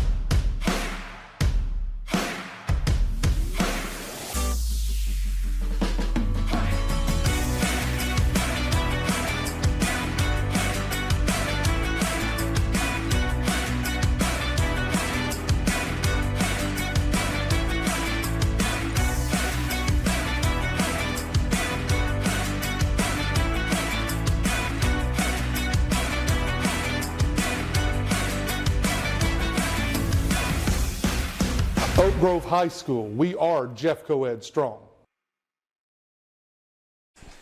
Welcome back to Jeff Co-ed TV. Scott Griffin here, Matt Coulter on the sidelines. Matt. After first quarter riddled with mistakes, Bibb County fought back in the second quarter and back in this game for certain. But let's just quickly assess the way you played in the first quarter. Yeah, we made too many mistakes. We didn't get aligned properly, and don't take anything away from Oak Grove. They do a really good job of that. We've got to make sure we align well, and we align, and then we attack with physicality. We got to do a better job of that. So what'd you talk about at the break? That's what we talked about. Make sure we align the way we've aligned all week long, and make sure that we attack instead of just playing sideline to sideline. And we've got to do a better job of that. Thank you, Coach. Appreciate it. Scott. 4-0 is what Bibb County is right now. They have been 6-0 5 times in the last 8-9 years, and then we have a delay against Oak Grove. There's the official throwing the flag, so we'll see how far they mark it off. You think it's 5, right? Yeah, 5 yards. That's for a halftime show that went a little long, and it's, it but you felt can't like, control when the visitors get yeah, out there. We but saw it's it a week or two ago. It's always the home team because they're in charge of keeping the halftime show. It's them. It's their halftime show at the end of the day. It's the home team's halftime show, and that's why visiting teams go first. Home band can rush off when they see it ticking down to 0. They played through it. 5-yard delay game. Oak Grove will kick off from the 35 instead of the 40 Bibb County hoping to take advantage of one of those low kickoffs, get good field position right off the bat. Chris Musso not happy right now for sure with that penalty here to start this second half. Yeah, you're trying to control all of your players and your sideline and the penalties that you account for. Whether it's the fans or the band or the stands, anything happening outside of that, you just hope stays in check. Getting an extra 5 yards, you never know how that can turn out. Hicks will kick it away, just a little short pooch kick, and it dies at the 40-35, and they'll just fall on it over there. And so they'll get great field position, to your point, maybe 5-6 yards better than they would have had. I think Brendan Tate maybe fell on that one for the Choctaws, who come in fresh off their last possession they had, a 36-yard touchdown from Cash to Cruz, and then a 2-point conversion out of a kick formation to make it 13-8. Yeah, they had a big response and a needed response there at the end of the first half, and because they kicked off to start the game, they have opportunity to turn this game completely around on 2 possessions. Handoff left side. They got positive yards there. It's actually Clark, who they didn't hand the ball much to in the second quarter, but he does have a handful of carries in this game, and he'll get about 4 on that left side. Yeah, we've talked about them having multiple guys that can make plays. It's really been Cash and obviously the touchdown pass to Cruz that haven't really been able to get any of their other guys going, whether that's Clark out of the backfield. Sanders hasn't had his best game. It's they want to get more guys involved on this offense. Cash throws it, and it looked like it slipped out of his hands, and maybe got hit over there as well by, it looked like Tuggle was on the blitz. Third down for the I didn't see. Yeah, it was a weird play. It looked like he sailed it, and he knew it. He knew it right away because he let it go, and he kind of dropped his head. But he did come off limping. I don't know if he tried to step into fingertips. I don't know. Stepped into it weird, maybe just multiple things, When one thing is off, sometimes quarterbacks can correct it. When you have 2 or 3 things kind of happen at the same time, you miss a throw, move on. 3rd and 7.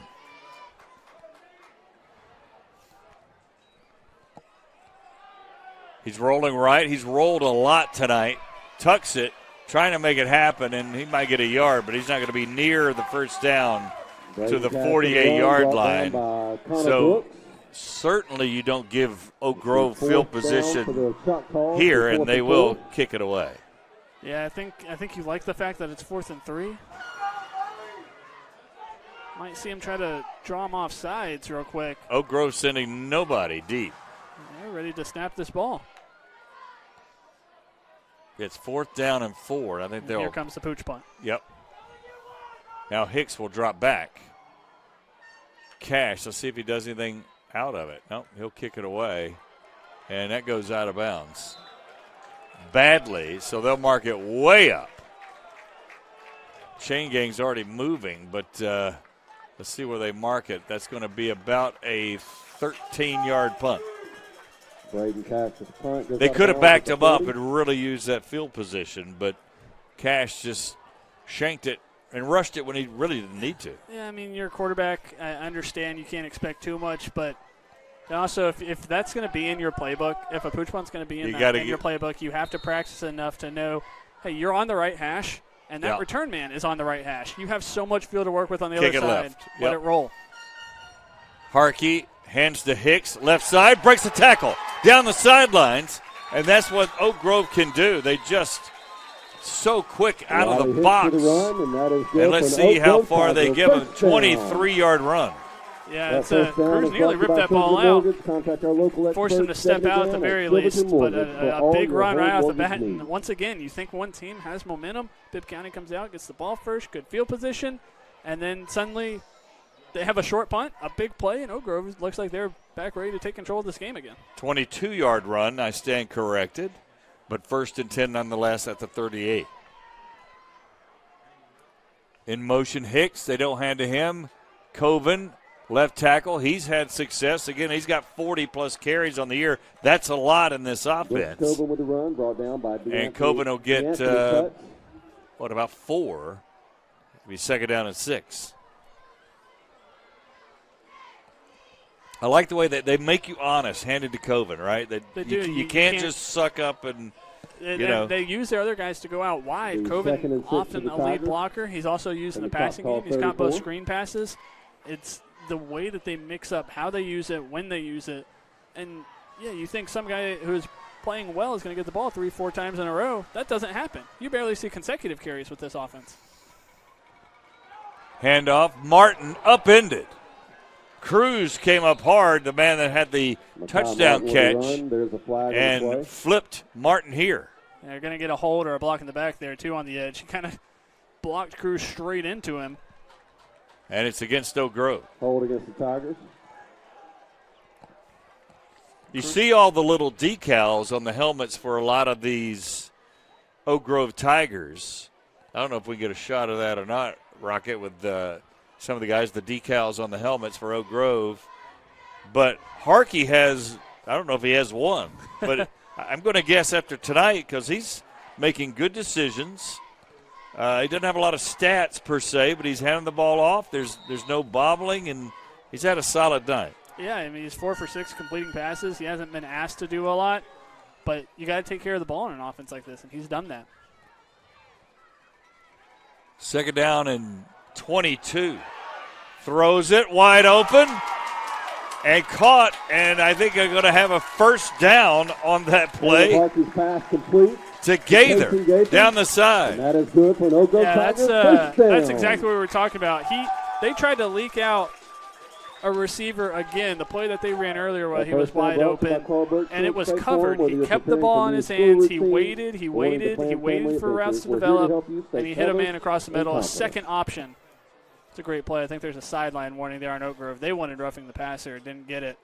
Saw the ref end up dropping a flag for a sideline warning, but the play still stands. A huge pickup. There's a good shot of the Tiger paws. Thank you very much. And Harkey doesn't have many, but he's going to get one on that play for sure. Handoff, Coven. Boy, it was all bottled in there, and he made a nice cut to the right side to get anything. And he'll get about 2 over there. Second down and 8. It's the second time we've seen one of these teams get into a first or second and 23, 24, and end up converting it pretty much right away. It's funny, you don't think of this Oak Grove team as a big play offense because they're a running offense, but it's what they've thrived off of. This is big runs. Handoff, Hicks again, good blocking, point of attack, cuts inside. They just are so adept at reading their blocks, being patient runners, this team, with their offense. And that's the key. You don't even have to – it's not just about finding who has the ball. You suddenly have to find who has the ball and then realize that there's 2 or 3 blockers in front of them every single time because they are waiting it out. And that's what allows them to break big plays because what looks like a 2-3 yard gain, one of them can burst through a couple of their blockers and get through to the second level. The other thing about this offense, it eats clock. Coven gets it. Harkey trying to push him forward, the quarterback, after he handed it to him. And he's very close to a first down, but I think he's still shy, maybe a footballing. Fourth down. Yeah, you don't see them very often get tackled at the line of scrimmage. It's been tackles for a loss or a 5-yard, 10-yard, 50-yard gain. Bibb County will have to have 2 in a row to get a stop here.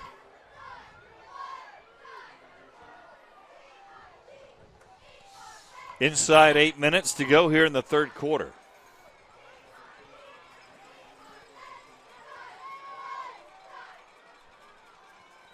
Handoff Martin, right side, tripped up, but he's got the first down. Cruz came flying in with the shoestring tackle, but Martin will have the first down. Yeah, great job of keeping his balance, using his hand, and looking to fall forward. You're telling all your backs in that situation on a 4th and short, no matter what happens, fall forward. You should get the first down. He had all of his momentum going forward. Even though a great play by Cruz to get into the backfield, just enough to be able to convert a second 4th down of the night for the Tigers. And Musso again giving the play to Harkey. And he runs out there and tells the team. And it's Hicks on the left side. And he's close to the 9. I think they'll mark him at the 9. Hicks with a run, brought I think down that by was another D'Anthony play Clark. where I felt that Oak Grove might have gotten away with a false start. Rush up to the line, get a quick snap, catch the defense off guard, but you got to make sure everyone's set.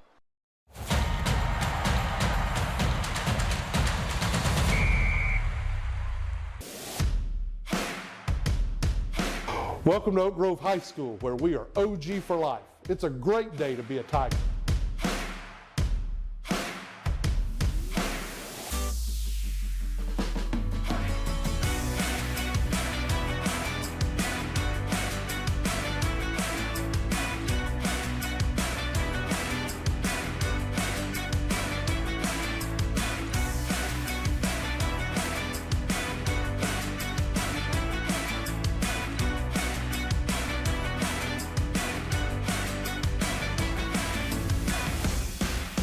Oak Grove High School, we are Jeff Co-ed strong. Here we go with the snap. Coven, touchdown. Coven dove over the top, got the touchdown, headbutts Harkey in his excitement, and Harkey about fell back. So it's 19-8. And let's see if they're going to go for 2, and I think they will go for 2 here. No, they're going to kick it looks like. So nearly a 6-minute drive, 5 minutes and 48 seconds, 60 yards. It's a big response. Take back control, take back the momentum, get the home crowd back into this. And chew some clock. And definitely chew some clock, and now down 2 scores. Oh, no kick at all. And 19-8, so still within 11 here as we head to 5 minutes to go in the third quarter. Chris Osborne on the sideline. Chris. Guys, once again, another miscue on a point after, but what about that jumbo package? That's the second time that we've seen the Twins in a critical situation on the same side of the ball. Back to you guys upstairs. Yeah, and they got big boys up front anyway, so if you go big everywhere else, that's a hard thing to stop for the Oak Grove Tigers.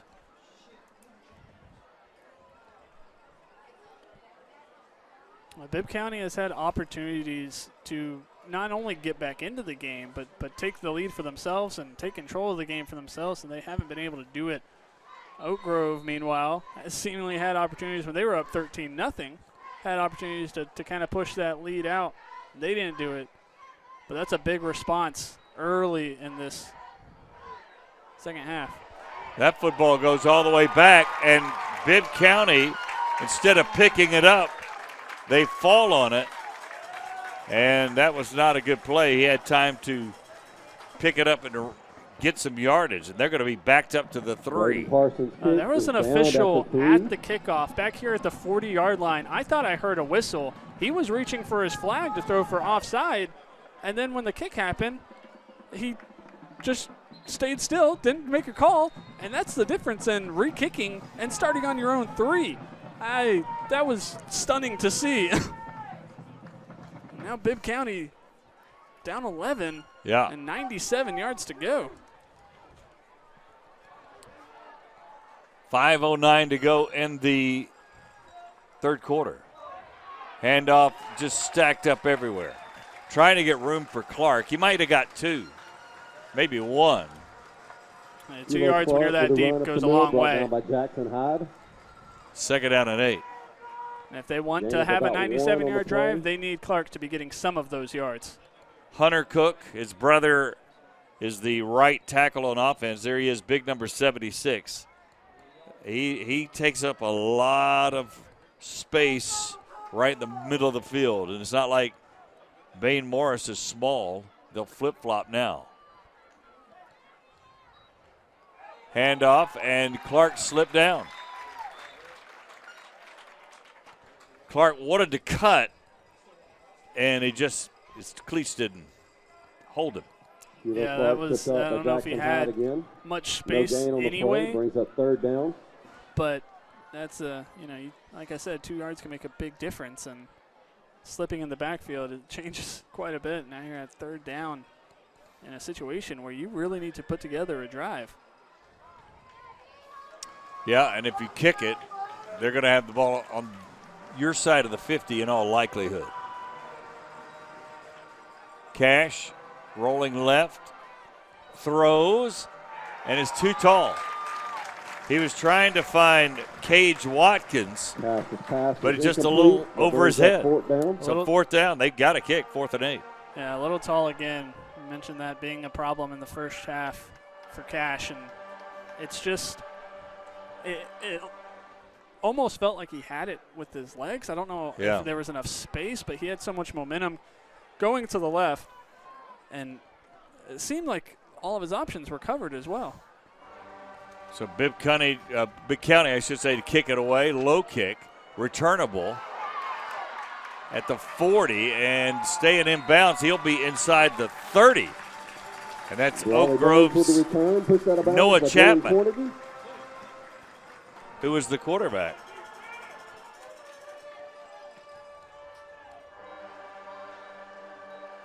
Excuse me, that's Brawley Burns. Noah Chapman's a junior. I was looking at his grade. Grove will take over 1st and 10 from the Choctaw 27. Noah Chapman, the starter, not in this game. He is on the sideline down here, certainly being one of the cheerleaders. All right, so I don't know if he put this game away with this much time, but you could certainly have a lot of say-so in here. Hicks with the crossbuck action again on that inside handoff. Wally Hicks with the run. And they give it to Coven to hand off. They'll not give it to Coven and still run that crossbuck and misdirection. And it's just it's a hard thing to see behind that big offensive line when you're on defense. And trying to keep track of who has the ball. And that's why you heard Coach Gogan talk about staying aligned. Make sure you have your man. There it is again, in motion. Hicks, left side, trying to cut back, stays in bounds, and he'll have the first down inside the 15-yard line. Wiley Hicks with a run, and that is good for an Oak Grove Tiger. So first down. 7-8 yards on that run. That first down brought to you by United Central Supplies. There's the Tiger, right products, right place, right time. From agricultural to mining and manufacturing, UC Again, that's not trying to be too loud right now. They're right in front of their offense. Make sure all the communication is just fine within that huddle. Harkey hands to Coven, right side, and Cruz comes up to tackle him, but not again. The middle is brought down by Art Cruz.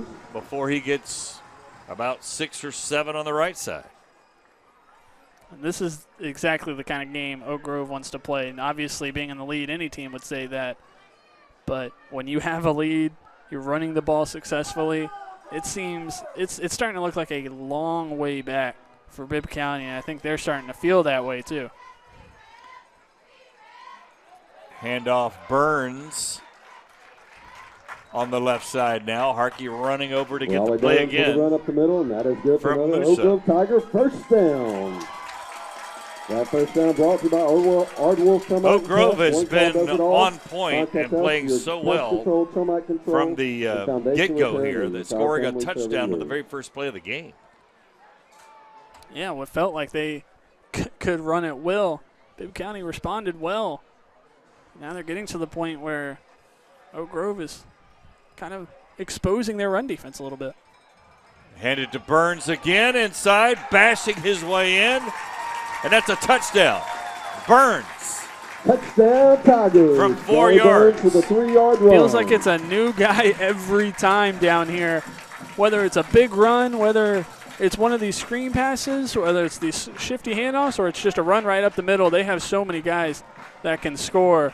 And that really feels, like you said, it might not be a dagger, but a 17-point lead with the PAT coming and the way this offense is moving the ball. Bibb County has to be in desperation mode at this point. So the Tigers will go for 2.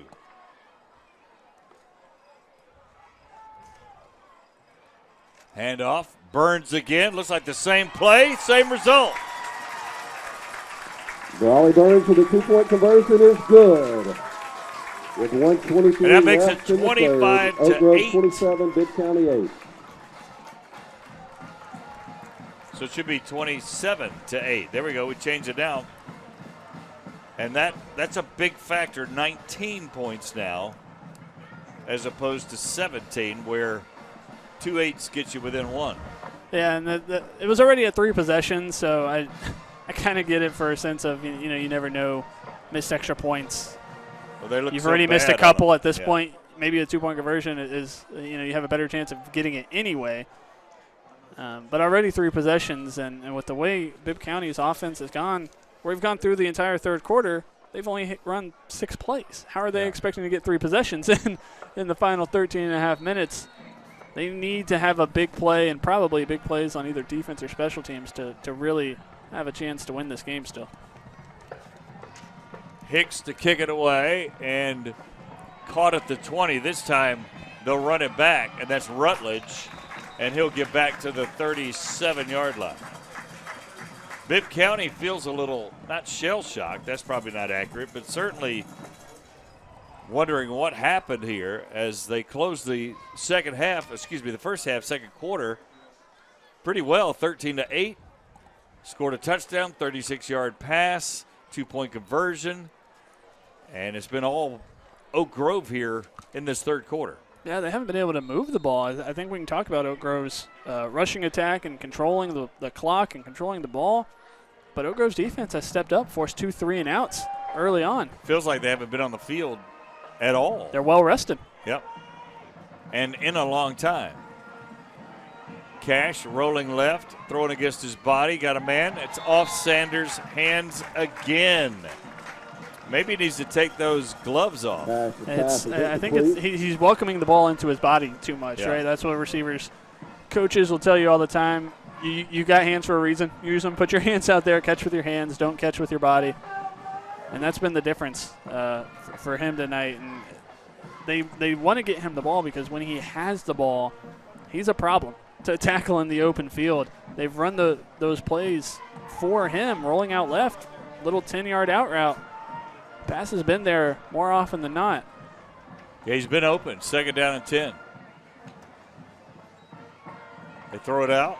Clark, left side, and that's not going to get a lot. Couple of yards as he cut back into the flow of the defense instead of staying on the outside. Yeah, you got to use the momentum of a swing pass to carry yourself to the sideline, especially when you're going to the far side of the field. Away from the flow, right? Yeah, cutting back in, especially when you're still within the hash marks, without really allowing the play to develop. Third down and 8.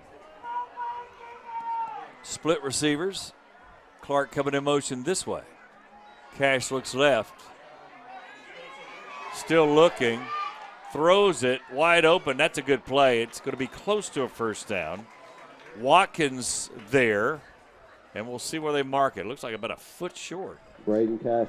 I think he caught it Watkins. Maybe closer to the 50 than they're giving him credit, but I do think this is going to be a first down. And they're giving him a first down.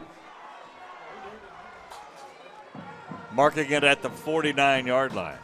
Good play by Cash before he ran out of real estate there to find his receiver coming back, trying to help him there.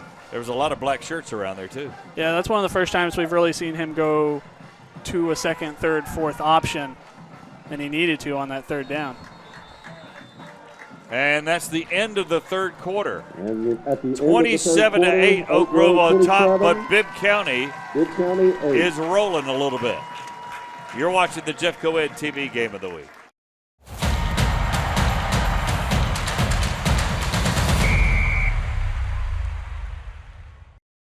Step into the magic of the holiday season.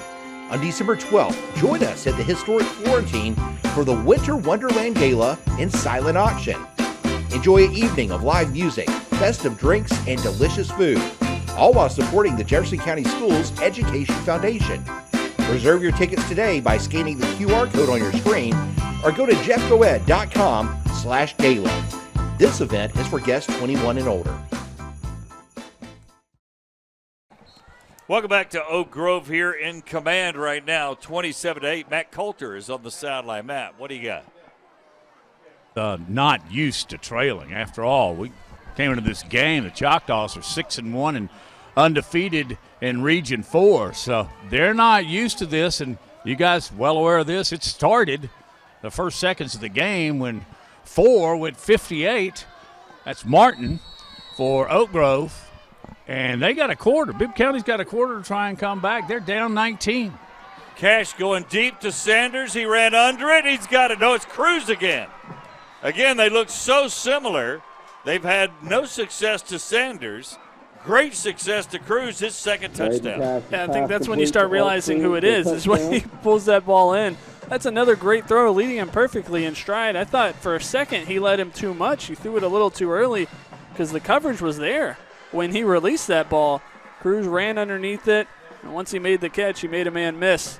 And that's a much-needed play for Bibb County's offense. And they're going to kick an extra point here, or at least line up for it. That's what they did last time when they went for 2. They are going to kick it. So 27-15. And again, that's a little too quick for Oak Grove's liking. Ladies and gentlemen, if you have a Lexus 27-15, so Oak Grove scored and then allowed a touchdown within about a minute and a half, 2 minutes. Yeah, it's the first time we've really seen either team truly try to stretch the field. Even Oak Grove's big passing plays have kind of come in on leak-out plays. Only took maybe 10 air yards. That's the first time we've seen either quarterback really, really air it out. And, again, you look at Braden Cash making throws like that, and then you look at Cruz making catches like that, and you're like, why isn't this more a part of their offense? It feels like it's clicking too well, and that's Cruz has 2 catches for 87 yards and 2 touchdowns. I mentioned him off the top, expecting him to get a little more time on offense. I think he's going to go to play at the next level as a defensive back. I understand that, but like I said, this is a game that you need to win for a region title, and you want your best players out there as much as possible. Kicking it off for Bibb County will be David Kennard, sophomore. Kickoffs have not been a strong point for anybody tonight. And that's why I'm thinking, what's the difference in a 20, 25-yard kickoff? If you have a chance at an onside kick, why not test it out? And we may see it. But there's only 5 there for, and they did. Football loose, but I think Oak Grove fell on it. Good thought process and falling on it and making sure they had it was Braden Parsons. Braden Parsons with the recovery. I mean, and look at that. That's a 19-yard onside kick. You still put them back on their own 41. It's not like you've been having much better results on kickoffs anyway. No. That ball was bobbled. And good job by Oak Grove to be able to hang on to it. He recovered that ball kind of falling backwards almost 3 or 4 yards. They had a shot, though, for sure. Handoff inside, not much happening there for Martin. Art Cruz. Gain of about he had 100 yards in the first quarter. Not a lot since. There's Harkey and Musso, the backup quarterback. How big would that be, him coming in and winning a home game against Bibb County, who's the best team in the region usually year in and year out. At least the best program, we should say. But the best team tonight is Oak Grove. Handoff Martin again, knocked down. Shedding his blocker over there beautifully. Makai Martin took up in the backfield. Was DeAnthony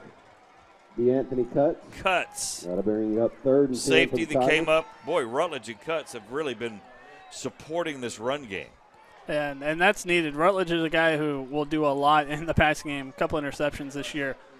But when you're playing against a team like this, you got to know when to stay home and when to get up there and help the run defense. And on a 3rd and 10, I mean, Oak Grove has done a good job of being a little unpredictable.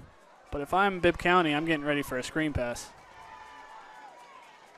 Harkey hands it. Hicks, left side, stopped.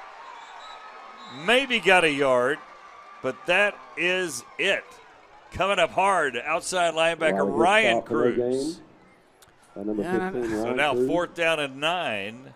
No action for a kick yet, but they've got to here. I at the 42-yard line. I know it's your offense. I know you like running the ball. You've had success running the ball.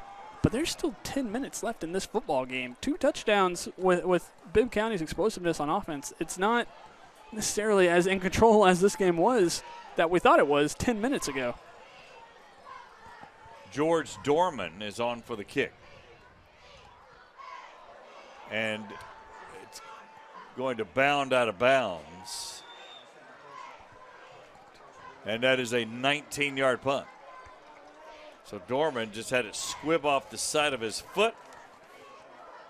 And Bibb County has a little momentum happening. That's the first 3 and out for Oak Grove's offense all night.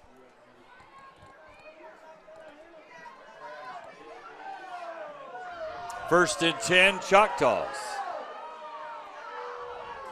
That's even shorter than they thought. They moved it up 4 yards. They got to get the chain set first, because they had it back at the 40, and now they're moving it to the 44. Yeah, it looked like just the umpire.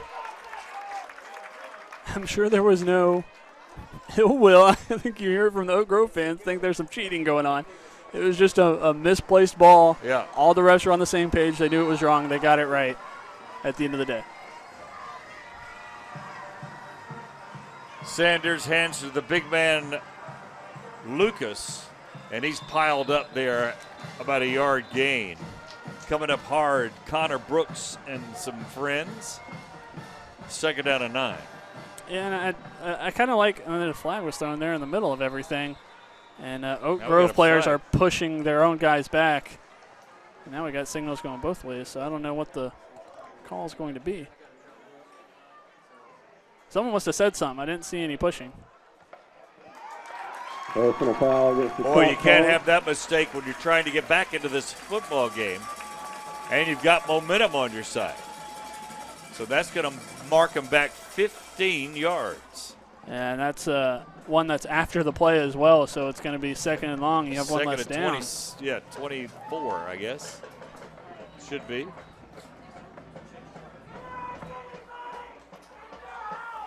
I didn't see 2nd what and happened. 23. It was a personal foul, not unsportsmanlike conduct, though, so it had to have been some sort of physical contact that was made.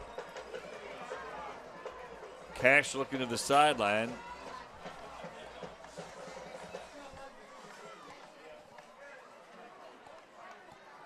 Five wide receivers are out in the pattern. Cash rolling and tries to make a move. He'll get maybe 2 or 3 over there. Braden Cash for the run, brought down by Ethan Jones. But not happening. Coming up hitting him hard is Jackson Hyde. Yeah, we've seen Braden Cash do a lot with his legs on that one drive, but they've been able to lock in, playing those low zones along the flats, have maybe a quarterback spy out there. You've seen Cash Jones do it a couple of times. They've been able to lock in on Braden Cash's running ability here in the second half. 3rd down and 20. Clark in motion again. He looks that way. Cash gets it running outside down the sidelines, but he's drug out of bounds. There it is. There's a flag by Ethan Braden Jones. Cash for the run, pushed out of bounds by Ethan Jones. I think I don't think it was intentional from Ethan Jones on that sideline, but he held on to him a little too long, went down hard, and then he put his hands out. I think that's what you see Coach Russo saying right now. He put his hands out. Well, usually if I see a high school player put his hands out and say I didn't do anything, it's right after doing something. And that if that's 15 yards on Oak Grove, that would be a first down. Yeah. Yep. Personal foul. Boy, that's a big Personal foul against Oak Grove. Personal foul.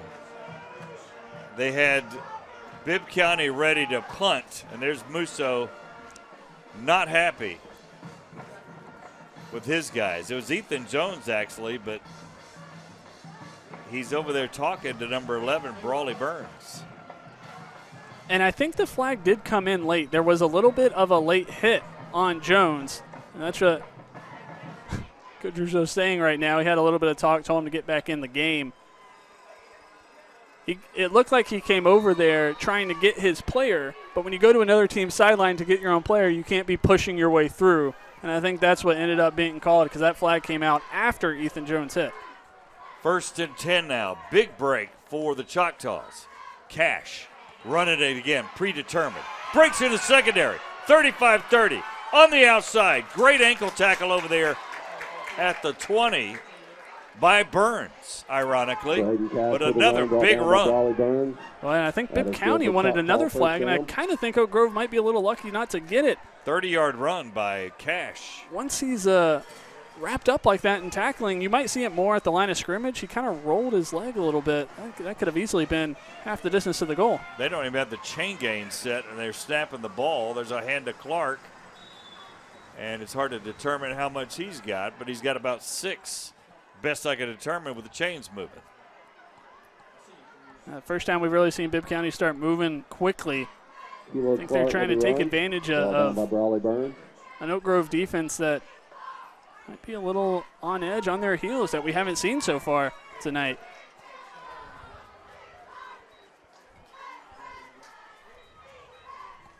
Handoff, Cruz dances, still on his feet, diving for pay dirt. He's just short. A long run on an inside run by the smaller Art Cruz. And that's just what he can do, getting the ball in multiple different ways. He's coming off the field now. But another big run as Bibb County's offense finally moving. Clark, they hand it to him, trying the right side, and he stopped short. And looks like he's injured a little bit there. Kilo Clark with a run, brought staying down too. So it's an injury on the field. Brawley Burns again. Brawley Burns on the tackle on Clark. 27-15, 7:14 to go here in the fourth. All right, we'll take a break. We'll come back with more here with the injury. Jeff Coed TV Game of the Week. It's not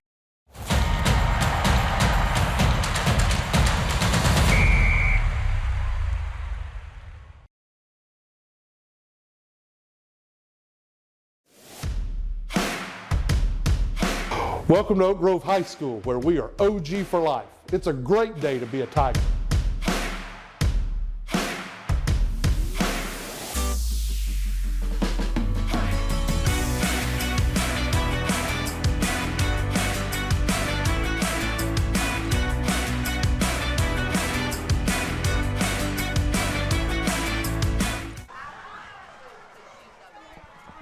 Welcome back. Choctaws going for it here, and I think they got it in.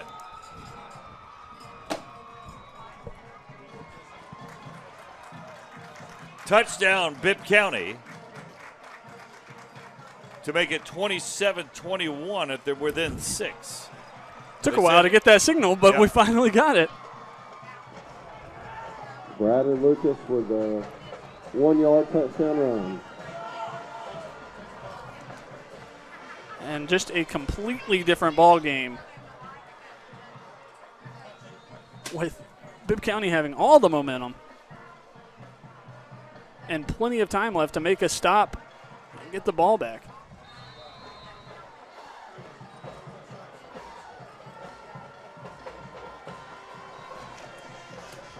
David Kennard, extra point. Feel a little bit of nervous energy all of a sudden on this Oak Grove sideline. 2 touchdowns in a matter of 5 minutes and 4 seconds for Bibb County. A team that is looking like they all of a sudden remembered, hey, we're the favorites in this region. We're trying to win a region title. And now it's going to be on their defense to get a stop in order for them to get a chance to win this game. I'd be surprised if we see an onside kick out of this one, but first one was nearly successful, so they might try it again.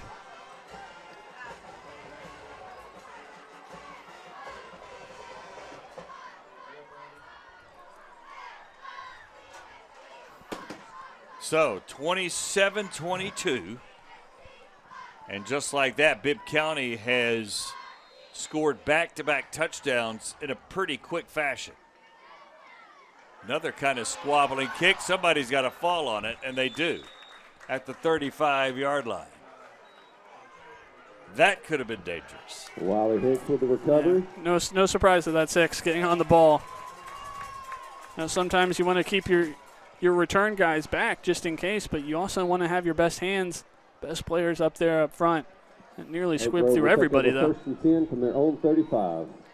Now here comes certainly the biggest possession of the night for Oak Grove's offense and Bibb County's defense. A couple of first downs with the way Oak Grove moves the ball and runs clock. Could really change this game as they try to put it on ice.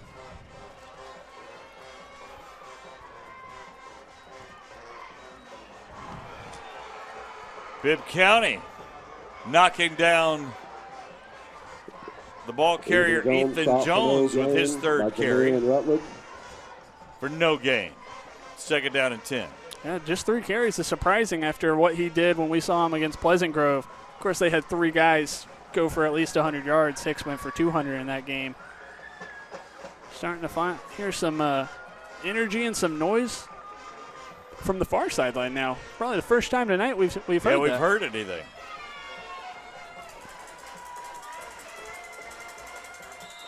Handoff Hicks, and there's whistle. And offsides against Bibb County. Offsides against the shot calls. Boy, he must That's a big play when they've stopped you on first down. I don't know. That might be lined up offsides. Yeah, it's called immediately, right? This again, I kind of thought it was a false start.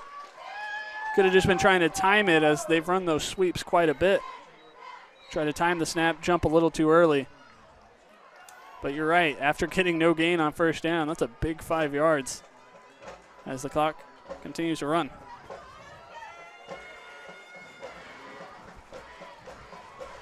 Handoff, Hicks, left side, broke 3, and he's got about 8 to 10 yards on that left side. We're going to give him 10 on that run. First down. First down, Oak Grove. First down brought to you by And we're in that part of the game. Every first down is so big because you know it can tick off, another minute and a half, 2 minutes. Bibb County is going to eventually have to be forced to use their timeouts. Musso not with the Harkey again, the quarterback, just bringing him over there every time. That takes off enough clock right there. Although there's still 25 on the play clock when they snap it.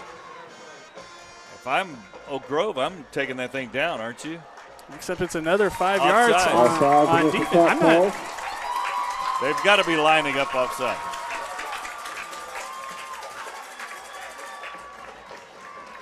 And I think you see a couple of Bibb County coaches giving an earful to the official on that sideline. Bibb County starting to rack up the penalties. That's their 9th one of the game. And that also resets the play clock. They were snapping it early. Like you said, 25 seconds were still on that play clock. They were snapping it early, and you allowed them to get away with it. Doing it again, snapping with 19. Hicks inside. You would think they would milk that thing a lot more. To the run, brought down by I certainly would. So it's second down at about 4.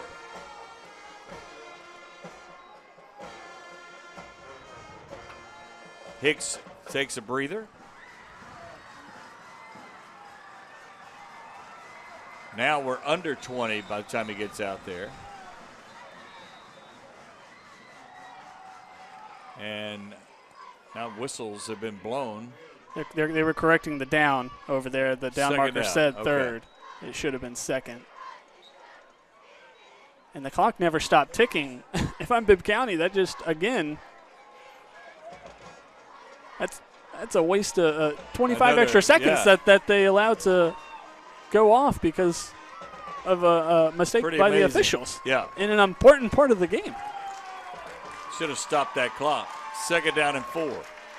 Handoff. And not going anywhere. He'll get to the line of scrimmage. That's Ethan Jones again. Has not had much success. Ethan Jones for the run. Timeout, Bibb County. By Tamarius Taylor. 3:44 to go. Timeout call and it's by Bibb third County. down Timeout is and brought to 4. you by Plumbing. And If Bibb water County's runs down to through it, just we do it. one Call it for all timeout. your plumbing needs. You're at third and 4, 2 downs to get 4 yards. And if you're Oak Grove's offense, you got to be feeling confident about your chances because you're kind of at the point where one more first down, you're clinching this game. Let's go down to Chris Osborne on the sideline. Chris. Hey, guys, while we got a quick break, lots of good things happen on the field, but also off the field. So tell me what you have going on. Hi, I would just like to explain Ease Out for Elijah. Ease Out for Elijah is the day where we get to commemorate and remember the loss of Elijah Otwell through his memory of encouragement and light. Through our nonprofit Project 511, we get to share his kindness and encouragement to others through random acts of kindness and just being a light for others. And he was a former football player here, right? Yes, he was the encourager, the great encourager. All right, thanks so much for what you do. Guys, back to you.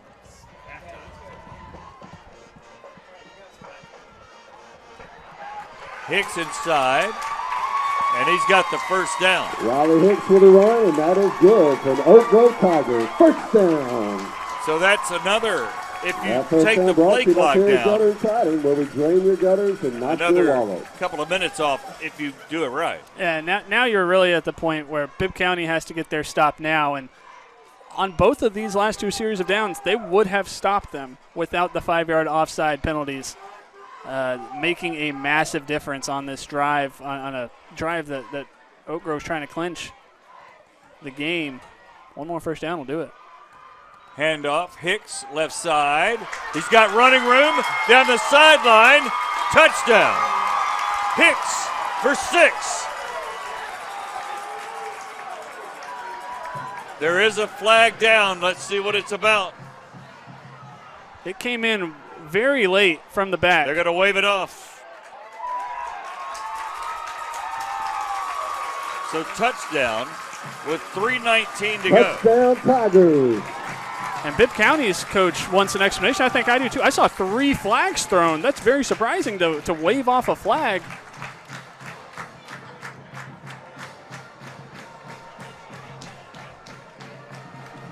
$37-yard run for Hicks, who's now up to 147 yards on 22 carries.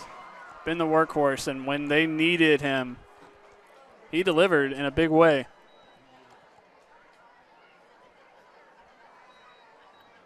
Looks like they're going to go for 2 here. They're up by 11. And we've seen Bibb County score 2 touchdowns in 3 minutes before, but handoff inside, and that's the linebacker Connor Brooks who scores.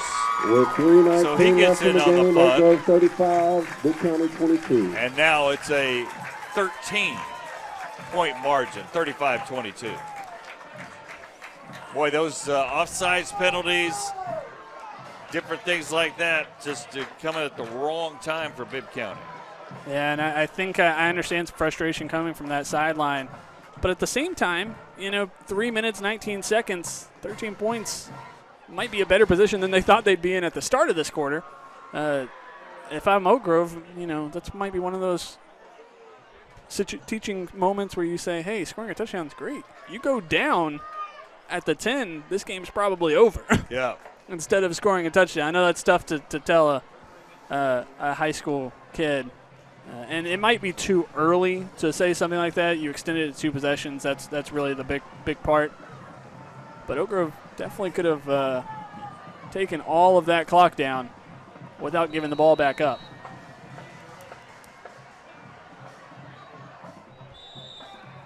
And there's another kickoff, and Bibb County will have it at the 40-yard line. For the recovery. 3:18 to go. Not impossible, but certainly more improbable after the long touchdown run by Hicks. And we've seen Bibb County starting to click on offense, and if they continue to do that, 3 minutes and 18 seconds isn't impossible to score 1 touchdown, but you're at the point where you will be relying on an onside kick if you want a chance to win this game. That being said, first touchdown has to come first in order to even get a kickoff opportunity.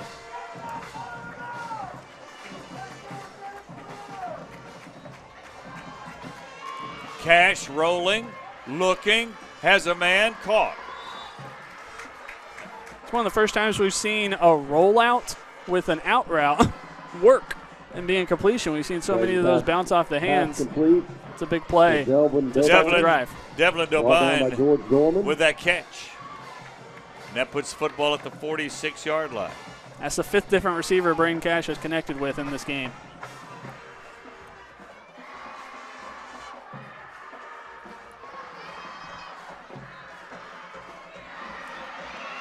Pitch out, outside, Cruz, tackle. Good open field tackle there by Jackson McKinney. Cruz got a little bit, but couldn't get loose.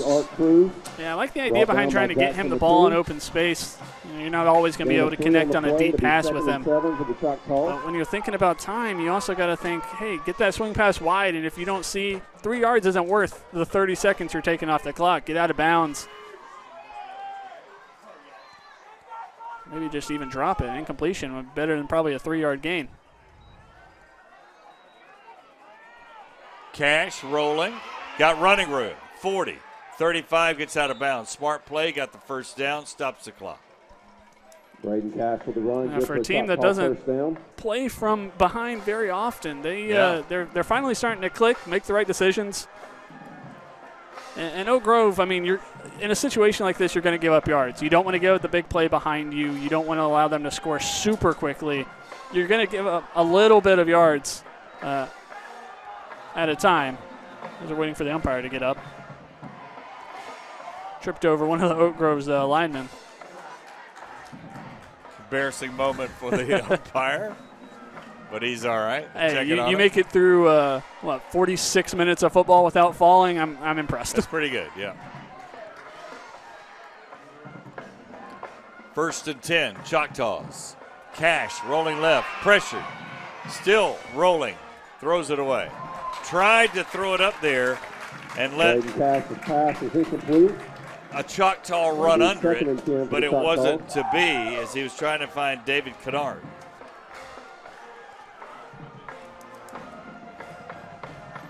Again, not the worst play in the world if you're Bibb County. Every stop is good if you're an Oak Grove fan. Right now, it's all about that clock. 2:03 to go. Looks like the clock's kind of frozen. A little lob to Cruz, gets around the first wave. In the secondary, first down, still going. And they'll mark him inside the 25-yard line. Somehow the little man got loose down there. That's and only 2 seconds went off the clock. How's that possible? It was 2:03 when they snapped. Well, with some of the clock issues that we've had in favor of Oak Grove, I think it's only fair that it goes one way for Bibb County. I mean, it literally was 2:03 when he snapped, and now it's 2:01. And the fans are screaming at it, too. Now, the clock is supposed to be stopped right now. Yes. Cash. Rolling left, throwing, got a man wide open. He makes a diving attempt. And he can't get it, just a little too tall. Again, trying to find Kennard. Good pass, good route, just inches away. Another good throw by Braden Cash. Again, you got to put that ball where only your receiver can get it.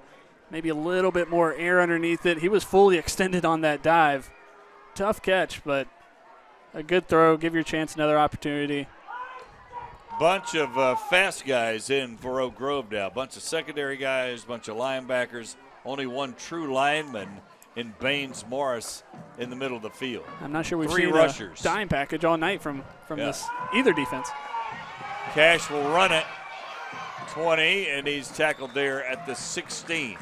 To your point, just tackle him, give him 5 or 6, keep him in bounds. Clock's still running. That's the important part of Oak Grove's defense. You got to tackle in bounds. You feel like you gain yards, but you gave up 5 yards, and the clock is moving 30 seconds off the clock. That's big.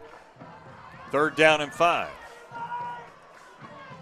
Cash reached up to get it. Makes one man miss. Still on his feet. Looking around, and he throws it out of bounds. But not near the line of scrimmage. And 14 was an eligible receiver. He was not far from that ball, but I think just for the situation, I don't think Cash had any idea 14 was close. Sell it. No, correct. he didn't sell it correctly. Intentional grounding, loss of down. Against the clock call. So it'll be 4th down. And they'll mark the football back some. Right where he threw it out and go backwards from there. So it's going to be 4th down and a miracle here, about 21, 22 yards. You know, it's always a tough call, especially at the high school level, what you feel like you have a best chance on. Throwing it up there towards the 10, towards the goal line, and hoping someone can out-jump a defender, or do you try to get the ball in Crew's hands and let him go to work in the open field? You got one play to keep this thing alive with only 1:18 to go. He's just going to heave it down. Good throw, and is it caught? It is caught. And is that Cruz again? Guess who? Art Cruz with the catch with 1:06 to go. Pass is complete for a touchdown. Wow. You know, sometimes as a commentator, you like to say things before the game, and sometimes they come true, sometimes they don't. Shouting out Art Cruz before this game started, I just like to feel like I accomplished something tonight. Maybe not nearly as much as Artavius Cruz did. His 3rd touchdown catch, what a play. And that could end up being a massive missed extra point, as it's a 7-point game now. Oak Grove 35, Bibb County 28. And it will come down to an onside kick.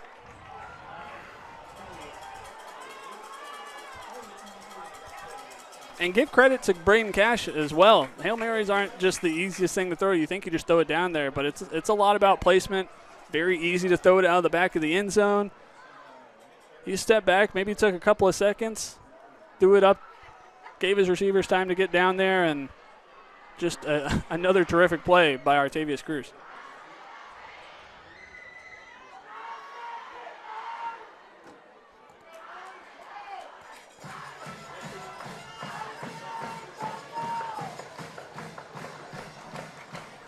We've already seen one onside kick nearly be successful and several kicks that have been bobbled by both teams. Remember, it has to go 10 yards. Football loose, but Oak Grove has it. Think you needed one more bounce before bouncing it straight up in the air. You got to give your guys time to get over there. Anderson Bryant. A big recovery. Survive the 4th down Hail Mary and survive a furious comeback attempt from Bibb County. So Oak Grove moves right back into the region title conversation. What is Art Cruz's numbers as you have them?